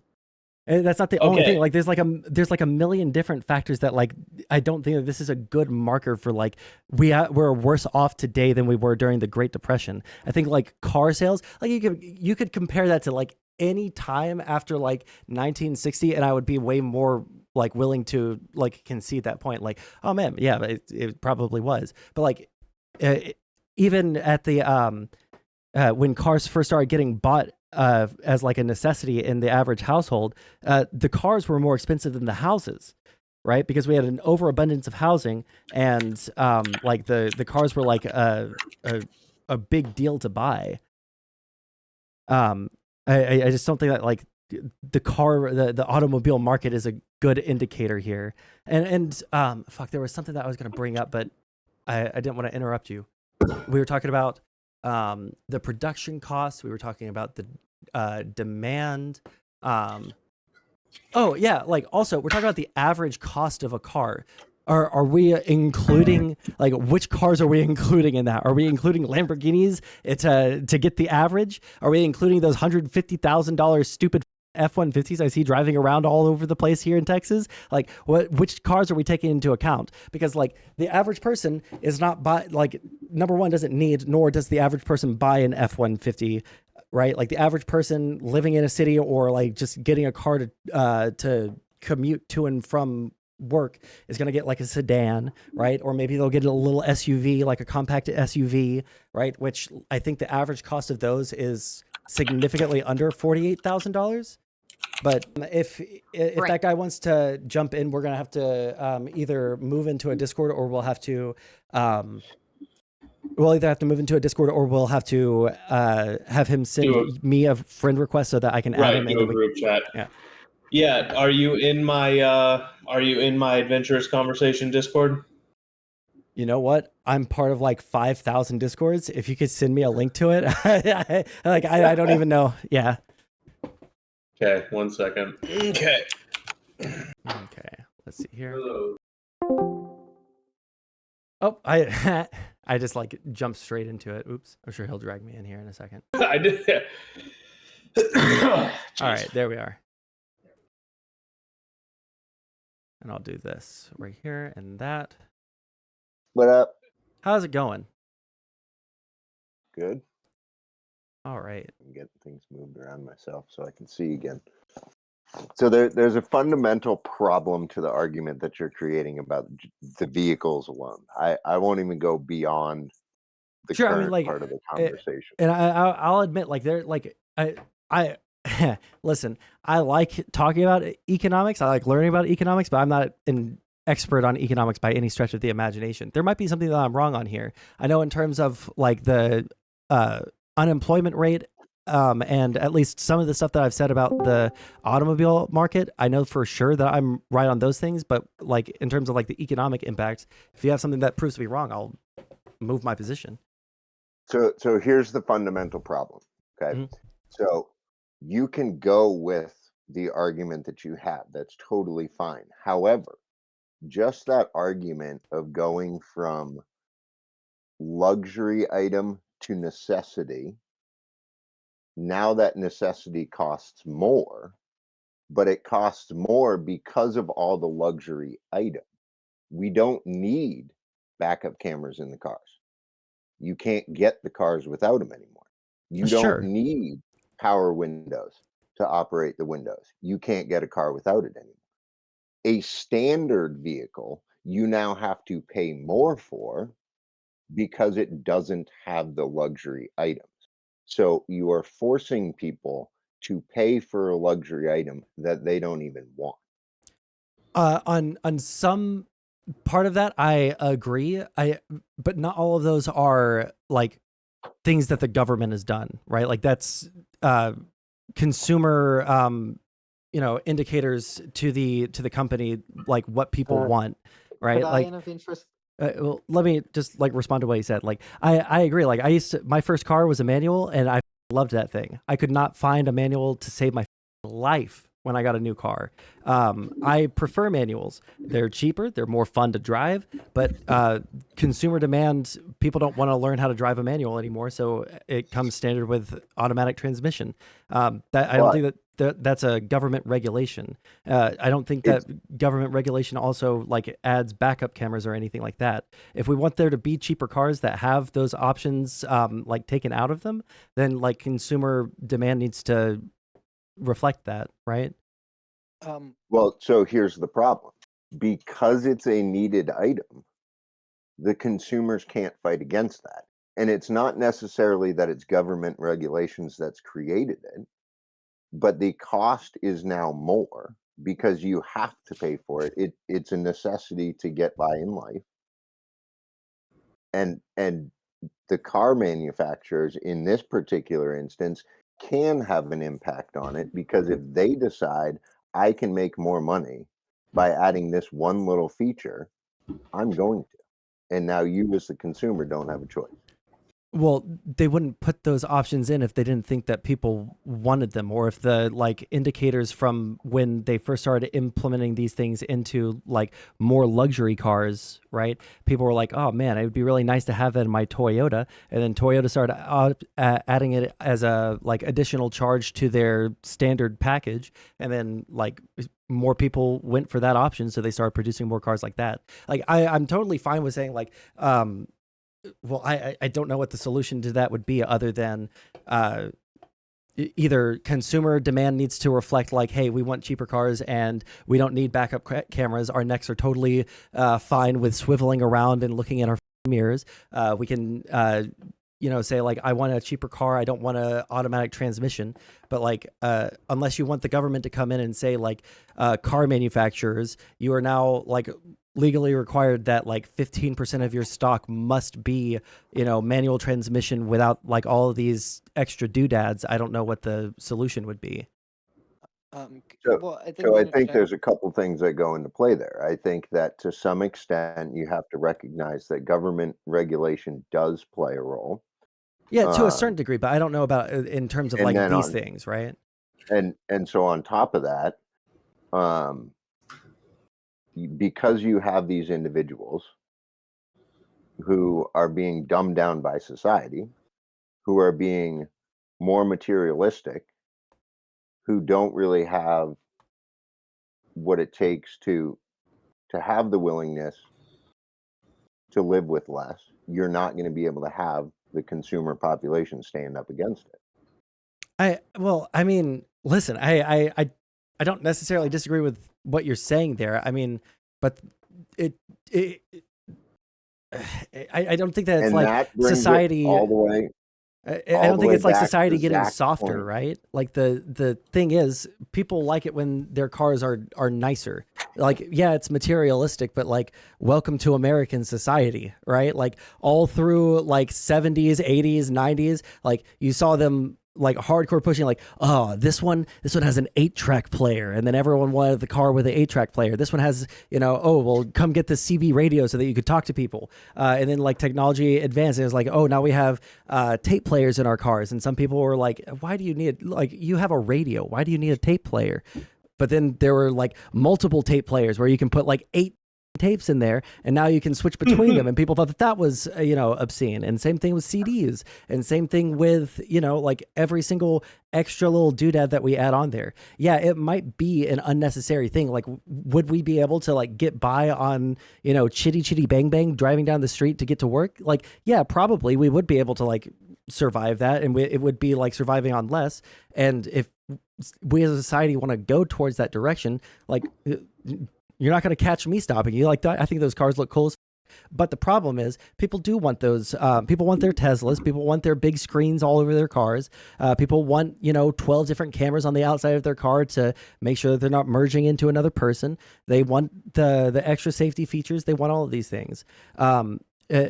Like the biggest like criticism that I have in terms of like policy, like something that the government is doing, they put a lot of restrictions on trucks, that they have to be like a certain, I don't know exactly what the metrics are, but it led from us having like those nice little Tacomas that were like relatively fuel efficient, that people used to drive all the time when I was a kid, to now every single truck that you see is 20 feet wide and 16 feet tall, and they have the giant, like the biggest tires you've ever seen in your life. They have seat warmers and seat coolers, and like ball massagers in them. Like those things are obscene, like materialistic giant trucks that are like more form than function for the most part at this point. Where like some people just want like their tiny little Tacoma that they can put a couch in the back of. I agree with you, and you just conceded that that situation exists because of government regulation. Well, so yeah, remind me again why you're on the side that likes more government. And I just want to point this out because this loops all the way back to Zach's original point about an individual's principles. Uh-huh. In what sense? Sorry. So if your principles are to have all of those materialistic things, the things of this world, then obviously you're going to go along with certain policies that are going to be able to let you have those things without working for them. Well, hold on. I never said anything like even remotely approaching that. See, like that's not the principle that I'm holding to right here, right? Like my principle that I'm holding to here is like I'm a pretty ardent capitalist at this point. I don't think that people should be able to get something for nothing. I think that like you should be able to get a job and work for the stuff that you have, and have a good work ethic, all of that stuff. 1 second, there's someone I got a ban in my chat right here because they're typing racial slurs. Oh, that's unfortunate. Yeah, that's always fun. But like the principle I'm holding to here is like I believe in capitalism. I think that that's a good way for us to organize ourselves in a oh, I already deleted it. He just typed out the N-word one letter at a time. Yeah, but the principle I'm holding to is like people have a choice, and people are going to make those choices. In regards to like the government regulations thing, I can't remember which one of you guys said it. Like the government regulation thing. Yeah, of course I'm going to support good government regulation. I'm going to not support bad government regulation. Right? I'm not a hardline, always support more government type person. I think that the government has a place in steering the economy, and it should steer it where it should, and it should keep its hands off where it shouldn't. That's like what part of our economy they need to do that in is going to change over time depending on which markets need that. Right? Like we had a little bit too much of a hands-off approach when it came to the crash in 2008. We probably should have had some regulations around what loans the bank should be charging people with, right? Those subprime mortgages. When it comes to like right now, we have, well, actually, I almost said something I disagree with. Right now, we have a housing issue, but like it's not, it's local government issues that are keeping us from lowering housing costs, but that's a whole other thing. Just because I'm more wonkish on economics than Zach, could I interject for a second about inflation? I guess we're kind of on like a different thing here, but so do you get your economic news? Oh wait, is this Panda? Krugman? Yes. Okay, gotcha. Hold on, why are you so quiet to me? Okay, do you get your economic news from Paul Krugman? 1 second, I just got to turn you up. Do I get my economic information from Paul Krugman? Yes. I don't know any of the individual people. I usually look at like macroeconomic. So what I would recommend markers. is, so according to Keynesian theory, basically the way to grow an economy is increasing demand through the government pumping money from the Federal Reserve. I'm just going to put you on warning. Ludwig right von now. Mises and the more Austrian economists, including Friedrich Hayek, predict the basic way to grow an economy and stabilize is that over time, people tend towards stability because people don't want to have an investment which is unstable that can boom in their face, right? If you invest in something that turns out to be bad and it blows up and you lose all your money, people don't like that. So according to Austrian economics, the way to do that is cutting taxes, letting people spend their money and invest it in things that are good for them instead of the Federal Reserve artificially pumping demand, because what artificial pumping of demand does means people are going to be more haphazard in their investment, and you get a bunch of bubbles. Like that 2008 housing bubble was a result of the government giving money to banks to give on low interest loans, as well as regulations mandating mortgage for low income communities. If you want to know economics, you'd have to read Ludwig von Mises on inflation. The basic prediction of Austrian economics is the boom bust cycle. The Federal Reserve props up House of Cards and that pops. If you want stable, real growth, you need to end the Federal Reserve, go to real money, not fake money. Inflation will actually go down because productivity naturally increases with technological innovation. Did you know that? And so when productivity increases because of technological information, like for example, nowadays factories, there's all sorts of machinery that can do things that human beings can't do. That basically means you get more bang for your buck, which is a lowering of inflation per the objective value of a good. Does that make sense? Oh, Or I'm does that, sorry. Here's the thing. Like, I will listen to like basically anything that has ever been practiced in reality, and not like yes, the look up Ludwig theorizing. von Mises, look up Friedrich Hayek, look up on inflation. And once you do your homework, then I can talk to you like you're a big boy. Yeah, the 16-year-old, the 16-year-old that hang like on, hang on, literally has the Sondsol. I'm sorry. I'm going to get so triggered. Okay. Listen, No, I'm coming. I'm going to bat for you. Hey, Panda, we were all having a civil conversation, and we had refrained from name calling up until you doing that just now. No, but So, like I can have I have a response to this, but like here's the thing. I don't care about him calling me names. Like I'm totally fine with that. I can roll in the mud. But like I don't. And also, you've called. I don't. Have you called me a racial slur for a Jewish person before? What the are you talking about?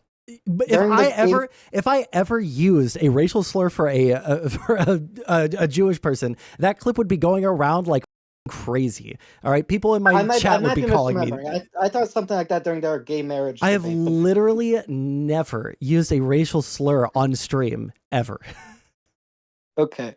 But so no, I mean you get all your news from Paul Krugman, you get all your news from these fake. No, you don't know where I get my news from. We've had this conversation like 4 million goddamn times, okay? Every single time I tell you, and you see me go through so many different sources on stream all the time about where I get my information from. And it's never just one source, and it's never just one person. It's like I get my news from as many news sources as I possibly can. Now, that might not be like the end all be all of knowledge, obviously, right? Like I obviously also am not an economist, but neither are you. Like you say that, oh, well, you before you talk about economics, you need to read Hayek.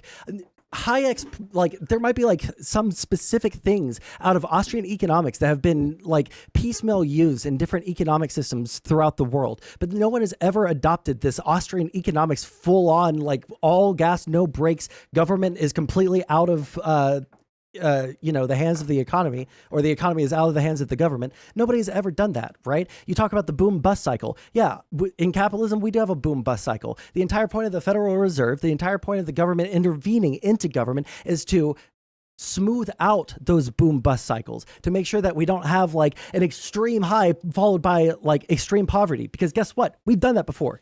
Guess what? It was called the Great Depression. We had an extreme high and then we shot down to 25% unemployment. We don't want that to happen again. That's why we made the Federal Reserve, right? You can make all these arguments, but at the end of the day, like, what are we looking at? We're looking at a theory of economics that has never been practiced in any country the world over. Like at least the socialists can like point towards like, hey, look, we have the Soviet Union, we have communist China, right? Like we can look at our economic factors and we can try and spin them however we want. But you can't even look at a country and spin those numbers in a way that you want, because no one's ever practiced them. Because everyone that has ever looked at those at the praxeology of Austrian economics, the praxeology, well, we theorize it works, therefore it does work. Like, please do not talk to me about Austrian economics. Are you paying attention to what's again. going on in Argentina right now?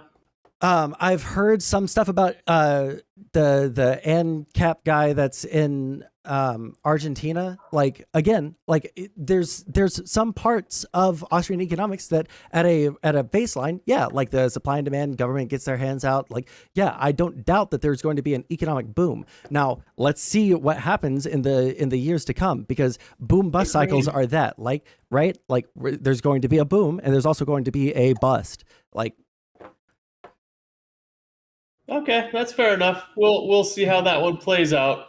I'm optimistic, but I would say he's implementing Austrian economics pretty faithfully based on what I've heard. I haven't looked at like the specific the specific things that he's done, because I'm not gonna lie, I do not care about Argentina whatsoever. It's just like the furthest country from my mind. The only thing I know about that guy is that he has a fun Marvel superhero costume that he wore one time. But well, neither here nor there. But yeah, like back to like you know, a conversation based in reality off of numbers that we can actually verifiably look at. Yeah, like, again, I'm not going to like sit here and defend every single government regulation. I'm also not going to say that the government needs to take its hands completely out of the economy. We can, and I think it's a totally valuable conversation for people to have these, you know, well, I think that in this sector, we should have the government take their hands off a little bit. And this one, we should have them put a little bit more. But like at the end of the day, I think like what we should do is like, what is the most sensible thing? The thing that we know is like I don't think we should be experimenting with like extreme measures that everyone talks about, right? Like there are extreme people on the left, even Democrats, that want to implement Bernie Sanders Medicare for all, right? His version of Medicare for all is crazy, right? I do think that we should have some form of universal health care, whether it's one of the like 15 different variations that have been presented to me, right? But like the Bernie Sanders one is crazy. It's a little bit too much, right? We can, when we look at like these radical ideas of changing the, yeah, I'm sorry. I'm being like the opposite of hyperbolic. I don't If you want to hypobolic. know why socialized medicine doesn't work, look no further than the VA. I mean, like the VA, like the problem with America's healthcare system is like so unbelievably multifaceted, and it does have to do with the VA. But like the VA isn't a singular system. There's like 3 systems within the VA, and then like if we were to consider the VA just like one, like for the totality of the American population, I think there's like 7 different healthcare systems. We should probably. Sorry, I'm talking really fast. Yes, there are 3 sectors of the Department of Veterans Affairs. When we are having the healthcare conversation, it is only the healthcare branch of the VA that's being discussed. Just to be like ultra clear, like when I'm talking about like the healthcare, I'm talking about like the healthcare branch. There's like multiple different like systems within that, like the payment processors, and then the like that sort of thing is what I'm talking about. When we could streamline this significantly, cut out a lot of spending that we're doing, and increase the quality of care. But like the thing that when it comes to healthcare, is that it needs an overhaul, but it probably needs an overhaul that takes, some stepping stones instead of like one massive overhaul and see what happens, Like someone in my chat right here, like, I love Medicaid. It's far cheaper to be poor and sick than middle class and sick. Like that's not great, right? Like like even from my own personal experience, like I'm probably looking at a like $10K plus medical bill coming up here in after I go and like get this stint removed from me, right? Like I've spent 4 days at a hospital, and then I had to go back for a second ER visit because of that, and then I had to go to the doctor again earlier today. Like I'm looking at a massive hospital bill coming my way. Yeah, obviously, like I don't think that the way that our healthcare system right now is set up is good, but like there's tons of different ways for us to reorient that in ways that like we can see other countries have done that are very effective and that like the people there are happy with, that we could try to like imitate and like craft so that it works in the American system, Quick, hang on, Wolf. Quick side tangent. Son, Panda would like to know if he can be unmuted, and he wants to apologize so that he can be included back into the conversation. And because you are my guest, I am going to let you make that call. Listen, I'm fine. I just don't want to like talk about a bunch of like theoretical stuff, or if he talks about Kierkegaard or Nietzsche, or if he talks about Hayek, I'm going to like find a shotgun and I'm going to like give myself mouthwash with lead. Jesus Christ. Let's let Wolf wanted to say something really quick, and I don't want to like interrupt his time for Panda, but go ahead, Wolf. So this is just adding to what Zach was saying.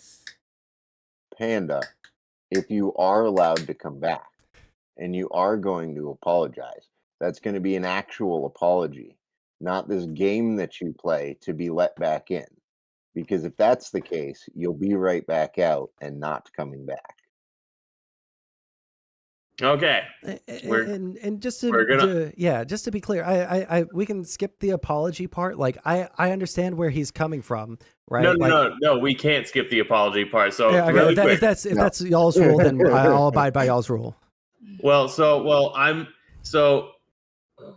I'm working on a gradual process of Yes. socializing Panda and trying to get him to a point where he is socially functional. And let me tell you, this has been a saga, an adventurous saga that we have had with this kid. And the amount of progress that he has made has been admirable, but it's still a work in progress. So yes, he does have to apologize. All right. All right. I abide by y'all's rules. All right. I'm in y'all's Discord. I'm in y'all's territory. All right. You are unmuted, Panda. Go for it. I'd like to say, Sondsol, I sincerely apologize for any insult I made towards you.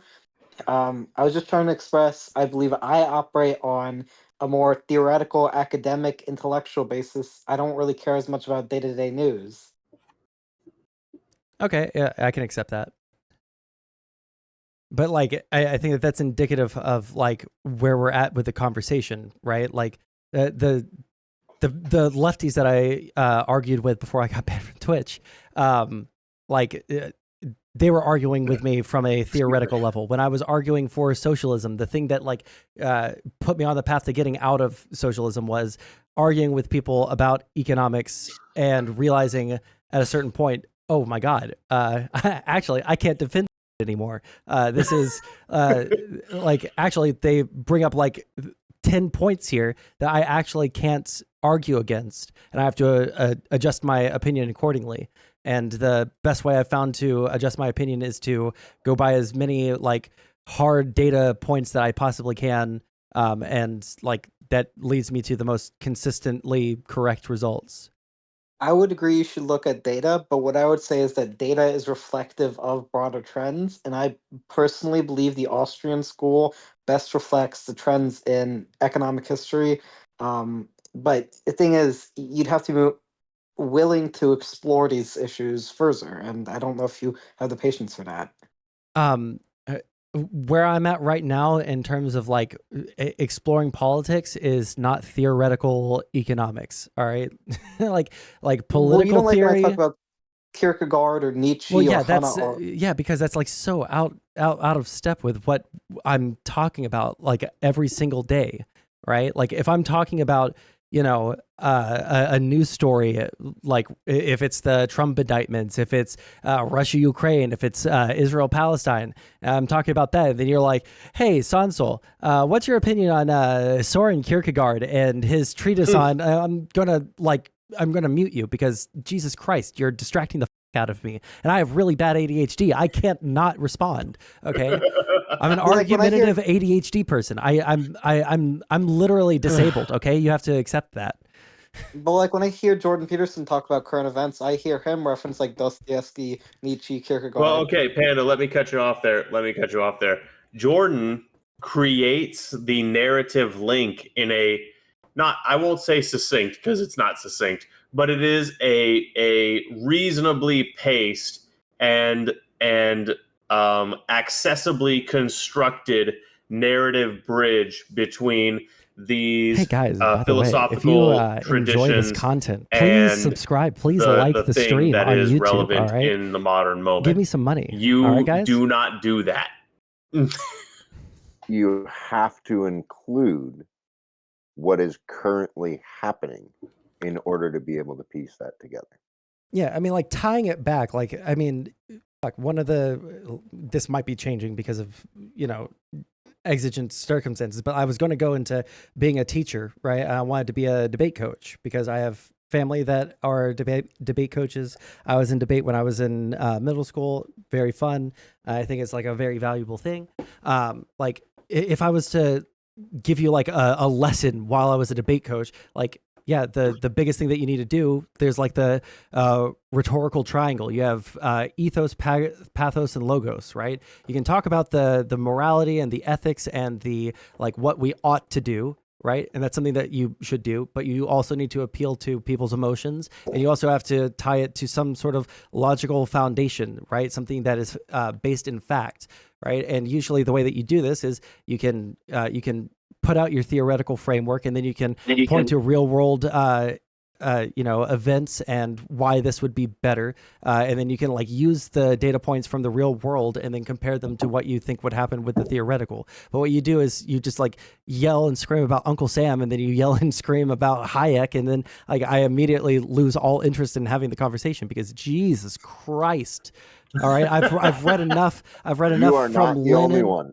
I've read enough from Lenin. I've read literal like fascist theory. I've read liberal theory. I'm done with the theory right now. All right, I just want to talk about what's happening right now. That's where I'm at. Yep. Well, I also hear that that Zarathustra serpent guy, he talks a lot about theory and about Nietzsche. I mean, yeah, but it's just Panda. like something that's not something that I watch. So Panda, you're doing that thing. Okay. Point is, we're not going to have that theoretical conversation, so you can tone that one back a little bit. Okay. Sport. yeah, but just to like let's like move way past what we were just talking about.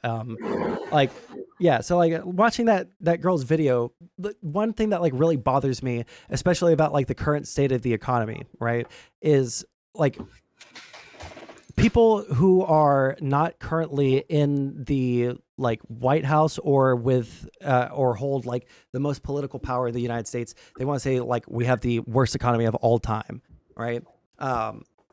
And or they want to like catastrophize and attack the other side.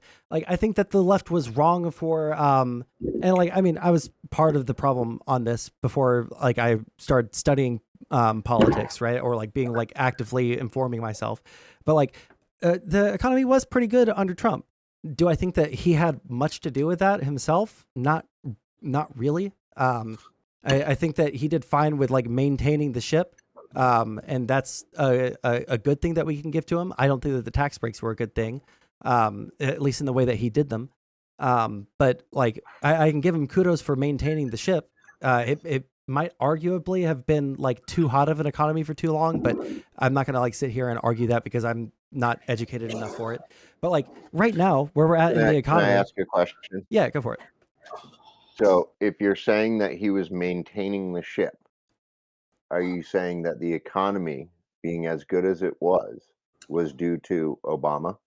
I think that I mean, Good question. like based off of everything that I've seen, and maybe you can convince me otherwise, but like every economic marker that was like rising under Obama was rising at about the same rate under Trump. Like there might have been like one or two things they did that raised it like 0.001% here and there. Like, and let me be clear, that's not nothing because the American economy is huge. 0.001 is more money than any of us in this call are ever going to see in our entire life.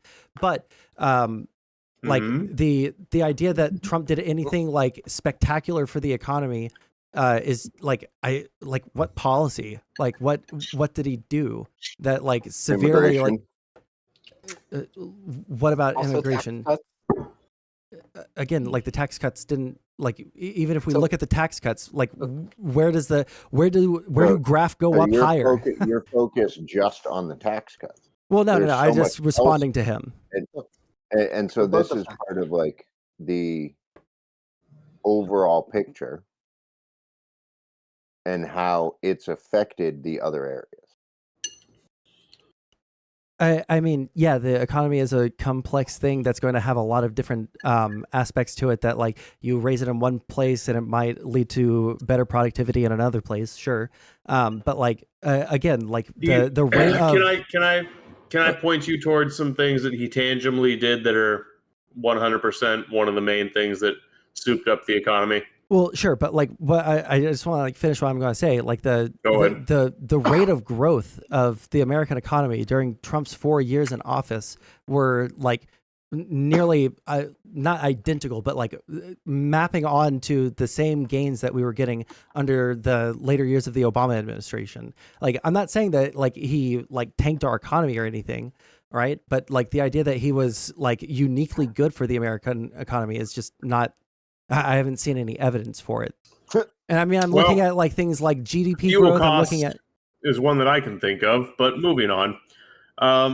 Look, one of the main places, well, actually directly relating back to fuel costs, oil speculation is one of the primary drivers of fuel costs in the country. Whether or not drillers and manufacturers think that the next administration is going to be favorable to their existence as businesses, hugely influential to the cost of energy. Okay, Trump was from before he even got into office.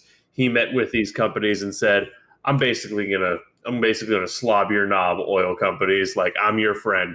That made fuel prices plummet during his administration. That's thing one. Thing two, he cut regulations substantially. And if you know anything about running business, you know that one of the main reasons that big companies like Walmart and Amazon and blah, blah, blah, the reason these companies are so easily able to outcompete smaller businesses is they are able to afford armies of lawyers to engage in regulation compliance.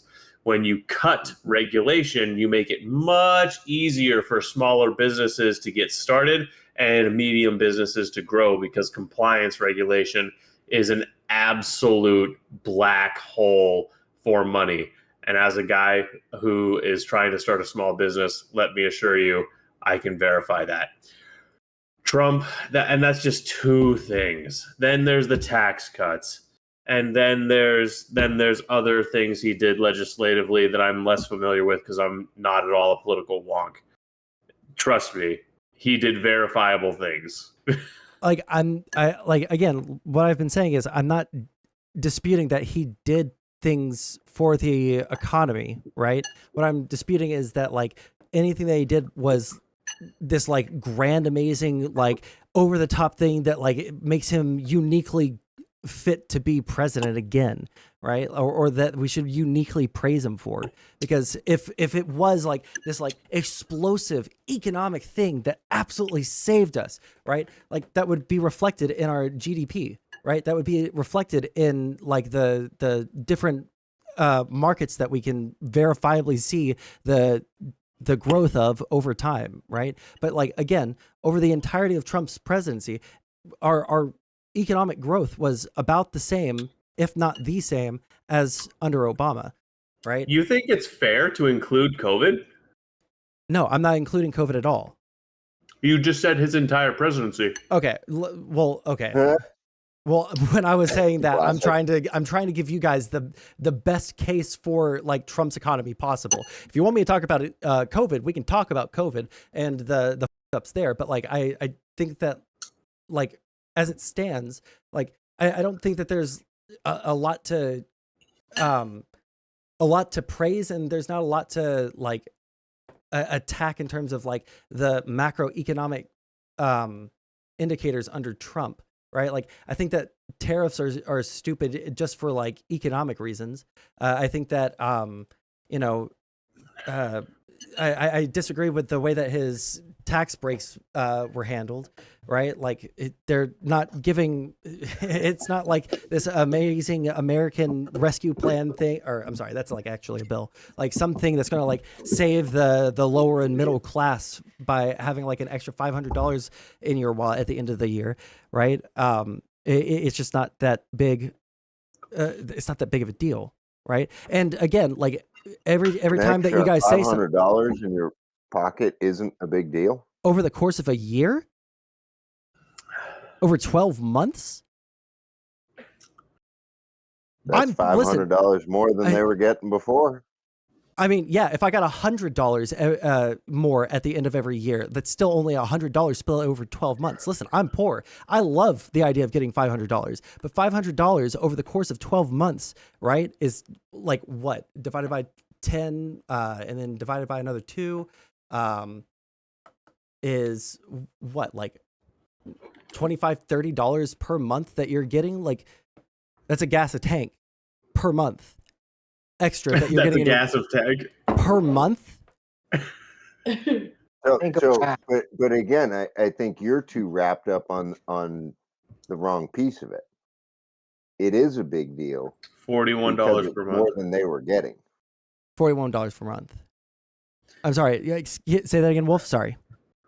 The point is, it's still, no matter how you look at it, more than they were getting before. Okay, well, if I was to point more towards than they were getting before does make a pretty big difference in some people's lives. That extra $500 at the end of the year. I'm sorry, no, it's not a lump sum payment, all right? It's $500 cumulatively over the entirety of a year, right? Yep. So it's $40-something a month. Like, again, that's like a tank of gas, and then you can get an Arizona tea and a bag of chips in the gas station while you wait. Like, that's not nothing, but like, is this the grand thing that everyone's gonna praise Trump over? Like that, like his tax cuts got people an extra tank of gas once per month. I don't think that's much. No, I would say the grand thing worth praising him over is that the tank of gas was half the cost.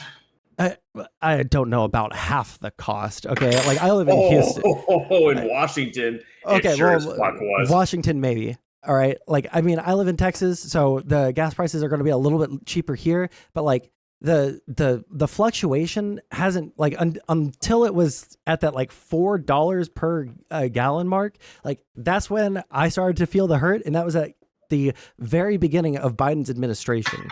Like.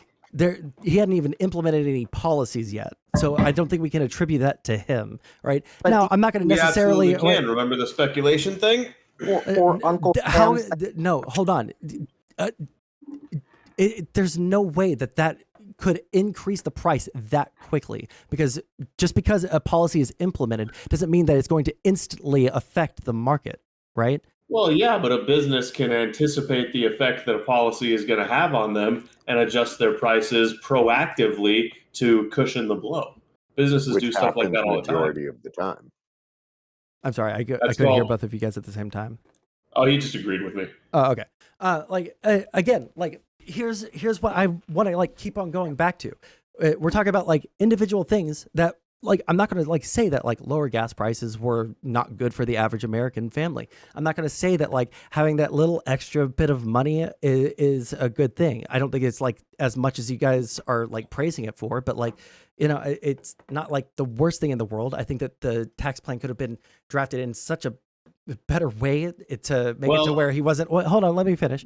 Right, I was going to agree with you about the $500 thing. I'm actually on your side about that one. Yeah, like just like the idea that we're gonna like praise Trump like super hard for like one or two things, but like the data on my side is agreeing with what I'm saying, and no one's contesting that like our economic growth, everyone says we had explosive growth under Trump, but it's like it was maintaining the ship. Now that's not nothing, but it's also not like something to like sit there and, you know, gargle his nuts over. It just like wasn't that good. But like now here's where I get to gargle Biden's nuts. There is a marked like rate of increase in our economic growth right now.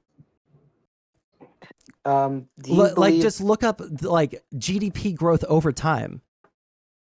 Do you believe that that Uncle Sam put on Russia for oil didn't have an influence on gas prices? Oh, that probably did have an immediate influence on gas prices, but like Russia, like at some point, like you have to, like, again, this is the thing that I was arguing with you in chat yesterday. Like at a certain point, like you have to do something. It was like the protectionism versus like free trade argument, right? Where I'm very, very in favor of free trade. There should be, especially when there are hostile nations directly trying to with our economy, to with our political system, to with the US's spot as the top nation in the world. Like there needs to be at least some like industrial base in the United States to support that. So some moderate amount of protectionism so that we have that, so that we're not like at the behest of people that hate us. And then the second half of that was what? Yeah, and when there's things that they're doing that are trying to, again, unseat the United States as the most powerful nation in the world, as the world hegemon, which I think is great because I think America is awesome. Like at a certain point, you can't just like give them the ability to keep on making money and then like you over at the end of the day, right? Is Russia a threat to Uncle Sam?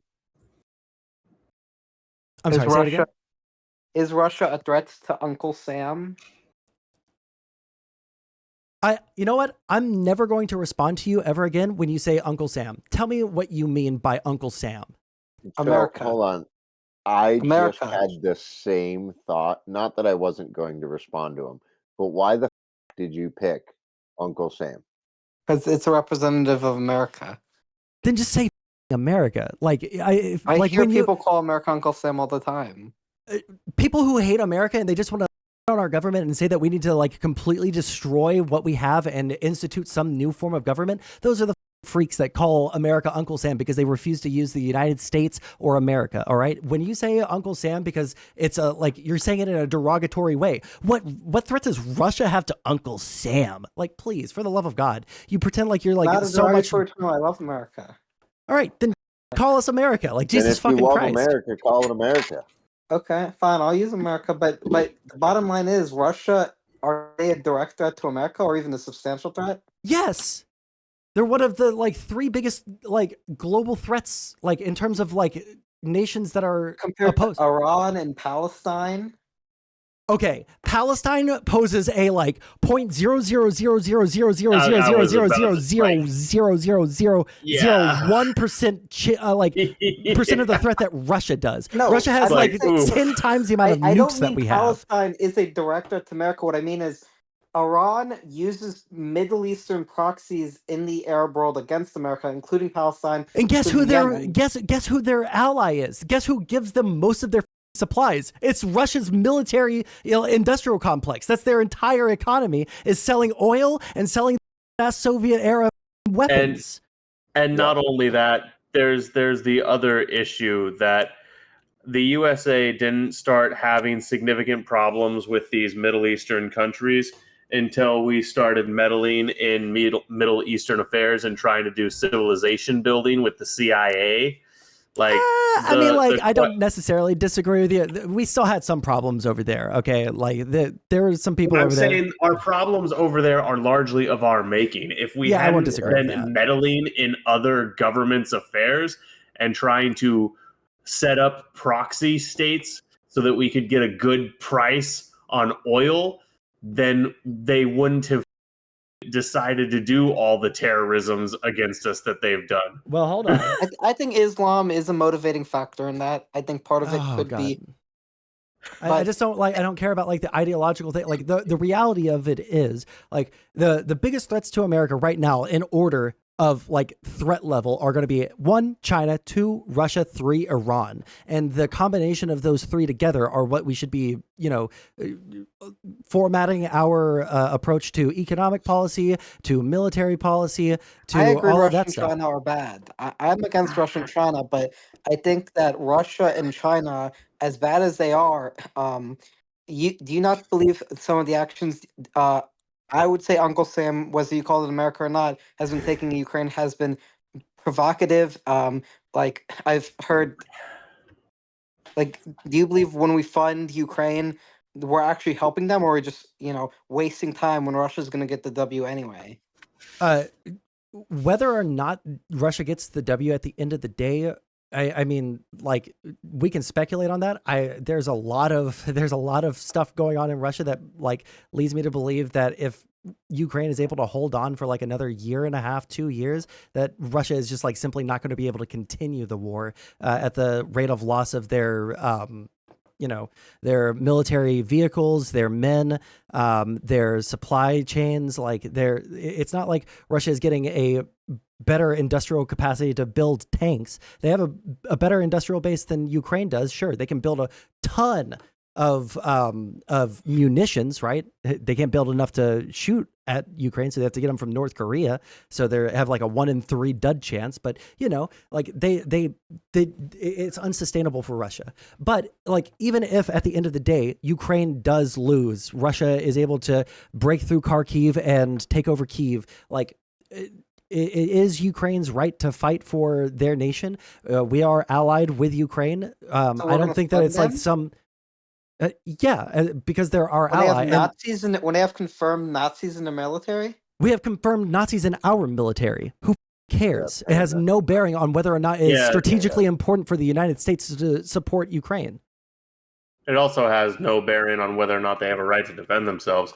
Also, I want to say one thing about what Panda just said. Literally, like, I think 3 of my streams ago, I got him to concede on the fact that there were less than like 800 like confirmed neo-Nazis in the entirety of the like, what do you call it? The Azov battalion. And most of those got killed in Mariupol. All right. So like, it's not like there's a huge neo-Nazi problem in Ukraine. But like, we still want to like push this argument. Yeah, at the very beginning of the war, yeah, there were a lot of neo-Nazis in one specific city in Ukraine. But guess what? Russia went over there and then they, you know, what was it in Chechnya where they carpet bombed the entirety of the city, killed every single living thing in sight? Yeah, there's no more like Nazi presence in Ukraine at this point because those went down fighting for what they thought was right. All right. So good on them for fighting what they thought was right, but now they're dead. And the only good Nazi is a dead Nazi. Now they're dead. Yeah. Okay. At this point, I have to get up for work very soon, relatively speaking. So. Oh shit! I didn't even see the time. I'm sorry. So we are going to wrap up. You are welcome to stay in my Discord and continue chatting, but I'm ending my stream. It's been interesting. Better conversation than more productive than I would have guessed. And so I am appreciative that that is the case. Yeah, no, I enjoyed the conversation too. I mean, we can set like the problem with me is that it's really hard to set up a conversation with me because of my work schedule and my, you know, constant horrible things that keep happening to me with the medical stuff. But I mean, I would like to have another conversation. Yeah, out of curiosity, if you don't mind me asking, what is going on with you with the medical stuff? Oh, I had like a peanut-sized kidney stone that they had to laser out of me, and I guess the antibiotics that they gave me did not work, so I might have an infection after that. So, but I'm vibing, I'm chilling. Interesting. And any idea? Again, I have an academic interest. I'm in the health field. Any idea what caused the kidney stone? I mean, my family has a pretty big history of it. Like, I'm the lucky guy in my family. My dad's had it like 4 times in my life. My older brothers had it 3 times. My younger brothers had it like 5 times. I've had it 1 time before this, and it was like, you know, a micrometer across. Like, it didn't hurt to pass at all. So, but this one was rough. Let me tell you. Hey guys, you should take care of your health and not get kidney stones because that sucks. Yeah, that's what I've heard. Yeah. Well, hey man, I enjoyed the conversation. I'm gonna dip out and meme around on my stream for a little bit, but yeah, if you ever want to have a conversation, or if you think that there's a liberal talking point that needs correcting, hit me up. All right. Okay. All right. Catch you later. Have a good one. I don't disagree with Ukraine's right to defend itself, but like, do you disagree with like the U.S. funding them for our own like security interests? I don't know if it's in our own security or even Ukraine's security at this point. I mean, definitionally, it's in Ukraine's security because like they're being invaded. Okay, I guess we all. But yeah. Hey guys, that was a fun conversation. Well, welcome. For people that are new, if you're watching on YouTube or if you're watching on Kick, I'm Sondsol. I am a political science student. I like to talk about politics. I like to argue about politics. We talk about all sorts of fun things on here like drama and politics, and I like to argue with people and chat about a lot of different things. Like, comment, and subscribe. I don't like to shill. Also,